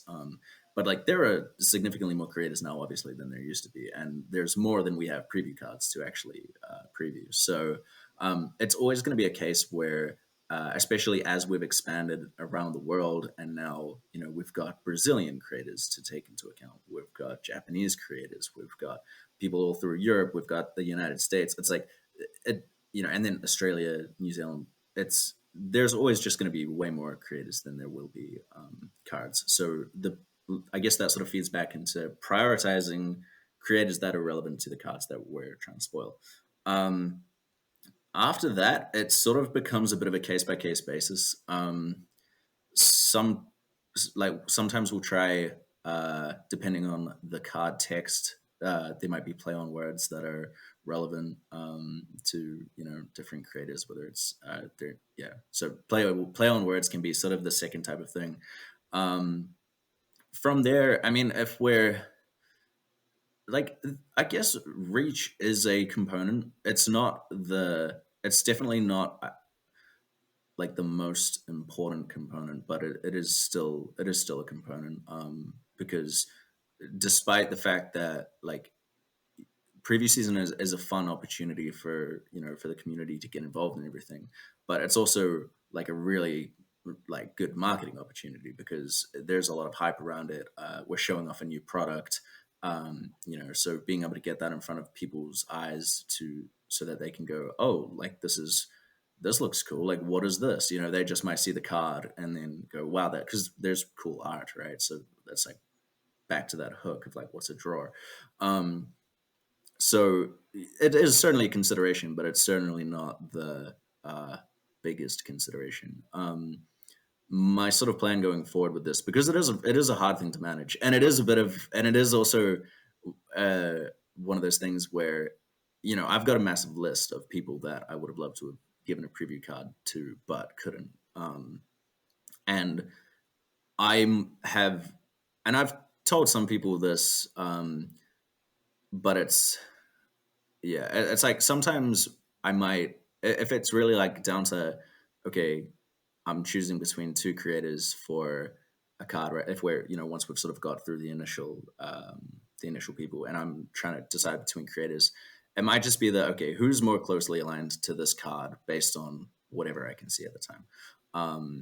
And if that's the case, then it's like, okay, I'll give it to them, and then I'm gonna, save a spot for the next set for the other creator instead. So that is the plan, is to sort of have a bit of a rotation as much as possible. Obviously, I'm going to be keeping the history of who's received what going forward, and try to spread it out to as many creators as possible. I guess the only metric that is sort of the only other metric is like that you're active. If you're not, if you haven't really posted in, you might have a decent following, but if you haven't really been doing anything in, I don't know, 4+ months or something, then maybe even less, depending on your relative size and all of that sort of stuff. Then Does 65 straight weeks count? 65 straight weeks is Okay. pretty active, I would say. Okay, just making sure. Yeah. So, but yeah, it just comes down to there's a variety. There's a variety of factors, sort of what I've touched on. But it is also case by case, and sometimes people get overlooked just because it's we haven't like sometimes we might. I mean, I was getting for this one in particular some messages about like Tarek like Tarek Patel, like obviously very big name in the community. Haven't given him a spoiler, Right. and it's just like it's almost I mean and this is part of the more sort of work that I have to do, is I really want to start organizing our content creator registration, so that I can actually manage and see that in a better way. Because right now it's a database, right? So I can look at it and I can get a centralized view of like, here's all the creators that have at least signed up with us, and that's helpful. But I want to organize it in a way where I can start categorizing them better, so that I can do this whole thing more efficiently, and make sure that the right cards are getting out to the right people and everything like that. So it's definitely like a work in progress, but it's always going to be one of those things where someone is gonna like have to miss out, and that's. But like I said, I'm gonna try to rotate through as best as possible, and yeah, that's more or less it right now. I don't know. Do you have questions? Anything I can maybe clarify? Well, I was going to say, I don't know if I necessarily have a question, but I would at least provide like one bit of feedback as somebody who did finally get around to like filling out the content registration thing. There's no even just automated like confirmation that like you've been noticed. Like there's the thing that's like, okay, you filled out the form or whatever, but I never got anything after that. So then it becomes the like, do I need to check my spam? Do I even like, did I do it wrong? So even just something that just says like, okay, hey, we got you, I think would go a long way, because I'm a nervous little Nelly sometimes, and I was like, you are. Right? Well, hey, but it's because one, I'm very forgettable. That is a well-known fact. Excuse you, but also you laugh. Yeah, Tan, and like, you fucking are. This same but I mean, you laugh, but like the same thing happened to me with the Battle Spirits recently, right? So like I filled out their content stuff, and I was like one of the first people to fill it out, and I wasn't getting like my tracking emails because they were like lost in the void for when they were sending me stuff. And then I got missed in the first 3 waves for like the at-home demo stuff. And then when I did get it, it was supposed to have 2 decks and it only had 1. So like I couldn't even teach my kid how to play, sort of thing.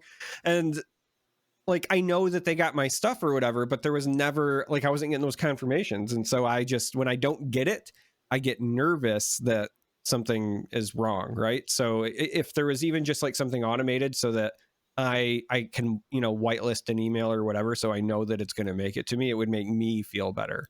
So that would be the only feedback that I would have for my limited interactions thus far.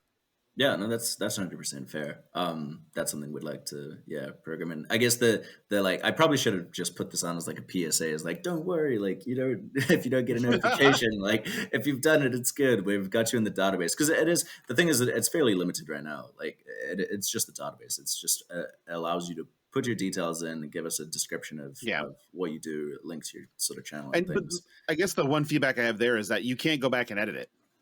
Well, you can email me and I can edit it for you, but it's one of those things where we're working with a gem system that was originally sort of like like I'm pretty sure like Yeah. it was all built in house, right? Like it wasn't. Yeah, it was. Yes, Yeah, absolutely. yeah. So it's just sort of a limitation of that at this stage, but we are working on expanding and upgrading all of that. Okay, last question. It's from me. I'm not going to pretend like I'm somebody else, like some other dickhead on the show. But I am well aware that you celebrate Christmas in New Zealand, even though I asked you that question because I'm a fucking moron. However, have you ever experienced Girl Scout cookies yet? We have them in New Zealand. They're called Girl Guide cookies. And so I don't know if they're at all similar to Girl Scout cookies, but like they are. I think it's Girl Guide. But yeah, they're. So I've had those, but I don't know what do Girl Scout cookies look like. So they have like these things called Thin Mints, which are just chocolate mint cookies. Okay. And then they have like these are no free ads, #no free ads. These are peanut butter sandwich cookies.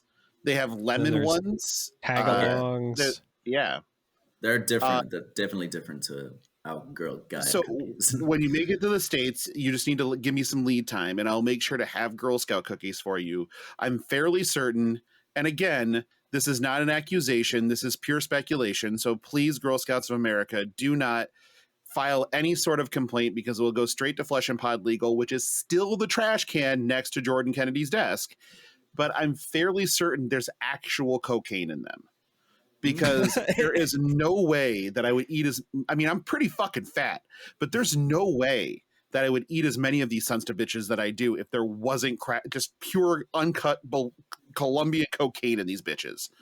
So when you come here next time, I'm going to make an addict out of you and feed you Girl Scout cookies. So he needs to come when they're actually like actively on sale though, because if we want to give him weird American things to experience, buying Girl Scout cookies from like actual Girl Scouts in person feels like a drug deal with the mob. Oh, it does. Yes. Not just because of the jokes he was making. Like the Girl Scouts are really intimidating. It's like the mob here in the States for some reason.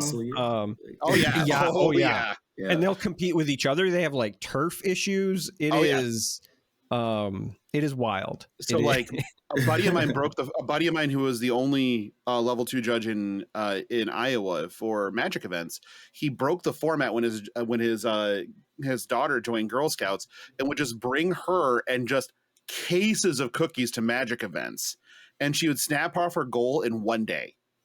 Like sell out, have to go back to the warehouse and get more. Just brilliant. Yeah. But that starts to incite a turf war when she comes to Des Moines because she's not from here, this city. She's from a different city. And so they get pissed that she's infringing. And it is a whole thing. Yeah. So for the real experience, you have to be here at Girl Scout Cookie Time, which is twice a year. Like what season? So right now is. Right now is one. So 6 months from now ish. So like August or so. Okay. Cool. But they'll still be going strong. Right. They'll be, well, not going strong, but I will still have the ability to get you Girl Scout cookies if you make it to Baltimore. So if you're coming to Baltimore, let me know. I will make sure that's handled. Then we'll take you to Fogo and you'll get the meat sweats. We're going to do the whole thing. All right. I'll pay for it. Fuck it. I don't care. So not your plane ticket and shit. That's not that. But your meal at Fogo, I will. That'll take care of. We're going to move on. We're going to do our first giveaway of the year here. It's for a speakeasy ticket for the Chicago Brawl. I wish Alex was going to be there because, again, we're just going to get up to just absolute nonsense. And the winner for this one is Nathan Benny for his soliloquy that he sent us via email, which is one of the funniest things I have seen in a very long time. It is not Rhodey Berg level of funny, but it is close. Anybody who knows. So I will get the details over for that, but congratulations on the victory. We will be doing an enactment of what you wrote at some point in time and releasing it as extra content because why wouldn't we? Why wouldn't we? As per always, we need to shout out our patrons. We have a Patreon. Did you know that, Alex, that we have a Patreon? I feel like that makes sense. Yeah. I didn't know it. I've never seen it. We got bullied into it. We did not want to start one. And we got over and over and over again. The people were like, when are you start your Patreon? We're like, well, we're not going to. We do this for free. Listen, I don't. Not only do I not even know that we have a Patreon, but I need to put this like on the air. Okay. I'm not even followed by the Flesh and Pod Twitter account. Okay, fuck you. I'm taking care of it right now. You piece of shit. You son of a bitch. As of filming this right now, I just need you to know I'm not even followed by the own account. Right now. You fucker. I am. Yep, I'm handling it right now live. I am not letting this hang over me. How do you spell it? Chamber? Is that how it's spelled? Yeah, something like that. So that charcuterie. Wow, you are actually kind of hard to find. I've never tried this before. Chardonnay. That's why. You follow me. You have been followed back. Right, followed back. Piece of shit. I swear to God. Right, I'm the problem in this scenario. Right. Look, I don't want any blame here. So shout out to our patrons. For our associate producers, we have Andy and Kenny. For our executive producers on up, we have Alex, Chris, Nick D, Josh, Mike B, Pupple Mike, Teague, and Ed, May, Philip, and Taylor. If you want to become a patron of FAP, that never comes out right, go ahead and either click the link in the show notes or visit us at patreon.com/fleshandpod. There are 4 different tiers for you to peruse. I am still not sure what I want to do for new rewards, so I am always open to suggestions, but I do have a new playmat coming soon. That much is true. Alex, thank you for coming on here and giving us your time. It's been 2 hours of bliss. Mainly because that sweet, sweet New Zealand accent in my ears has been a welcome change to Charmer's inane bullshit and inability to not make puns. Like he can't stop himself. It's kind of awful. I can't. I have a condition. You do. Well, you have several of those. Yeah. So where can they find you, Alex? Twitter's probably the go. Yeah. LSS Alex on Twitter. That's pretty much it, really. Unless you want to email me at creators@fabtcg.com, which, my response time has been horrendous recently because I've been a little bit busy, but that's probably the best place to get in touch if you are a creator and it's some, creator relevant thing. But yeah, otherwise, LSS Alex on Twitter. I'm still terrible at Twitter. I'm not, I can't, I only just got it. We don't really use it in New Zealand. So yeah, I try my best to see everything and like things and reply, but I'm still pretty terrible. So, if I get a message or something, it has nothing to do with you. It's just because I'm literally not on my Twitter. So, I do it as best as I can. But yeah, that's, I guess, where you can find me. And it was a pleasure being on here. I'm glad. I remember talking to you I guess it would have been in Columbus, and yeah, you're talking about the podcast. I'm like, I wonder if I'll ever be on that podcast. And then, here I am. So yeah, I'm really, really happy to be here. Yeah, it's rare that we have guests because that's not the show we are. We're news notes and talking about new things and we're basically a community podcast. And so because that's the format, we're not an interview show or anything like that. We usually don't have guests. But when we can pull somebody into the desk that wants to just talk shit and have a good time, that usually works out great. And you fit that mold very easily along with a few others. And so it was a pleasure to have you. Derek, where can they find you? They can find me by searching Champagne. Champagne. Champagne. No, I mean, same places as always. Here next week, that's the most important one. Tune in once again so that you can hear me make puns and complain like I always do. Depress folks. I am Charmer. That's Charm3R on Twitch and YouTube. And then because the other social media platforms hate me and won't give me my name that I legally own, I am That Charmer on Twitter and the other ones. Like I'm That Charmer on TikTok. And I'm actually going to potentially post some stuff there, Flesh and Blood related soon, which will alienate the rest of my followers. Right now, everyone who follows me on TikTok They're all like middle-aged women who were gushing over the trip to Iceland that I took my wife on, and they were like, "Oh my God, it's so romantic." So they all followed me, and they are not going to be prepared for when I start posting nerd content, but Go show them those outsiders art pieces. yeah, Go get 'em. yeah. So Just anyway, like, this but, is your new daddy, and just post Riptide. yeah. So the short version is I am Charmer most places, that Charmer any place where I'm not Charmer, and it doesn't matter if you can't spell it right because nobody can. That hard facts. You can find me at Logan Peterson on Twitter. Shit talking. I also run the Flesh and Pod Twitter, which is at Flesh Pod. Still shit talking. Those have not changed in any way, shape, or form. Probably will never change. Honestly, I'm too old to change. At shit talking, horrible at following hosts. Go fuck yourself. Go fuck yourself straight into the fucking sun. Okay, you are now followed by that account. You can go to hell, you son of a bitch. You can also find, if you have any questions, you can direct them to Charmer at this point.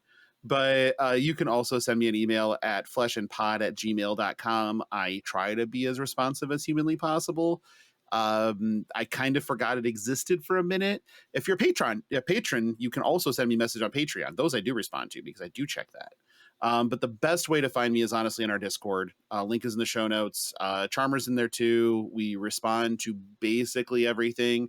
And there are categories for anything you want to talk about. If that includes Brews with Bravo, Cooking with Reinar, or Kierkegaard's Corner, which is a channel dedicated to existential dread. If that's your jam, come hang out. And then we also talk everything Flesh and Blood while we're at it. But I cannot express my appreciation enough for coming on the show, Alex, and giving us some of your time. It's been a long one for our standards, but it's been a great one. So thank you very much. Derek, thank you as well. I know you don't buy it sometimes, but I do love you. And we will talk to everybody next week. Bye.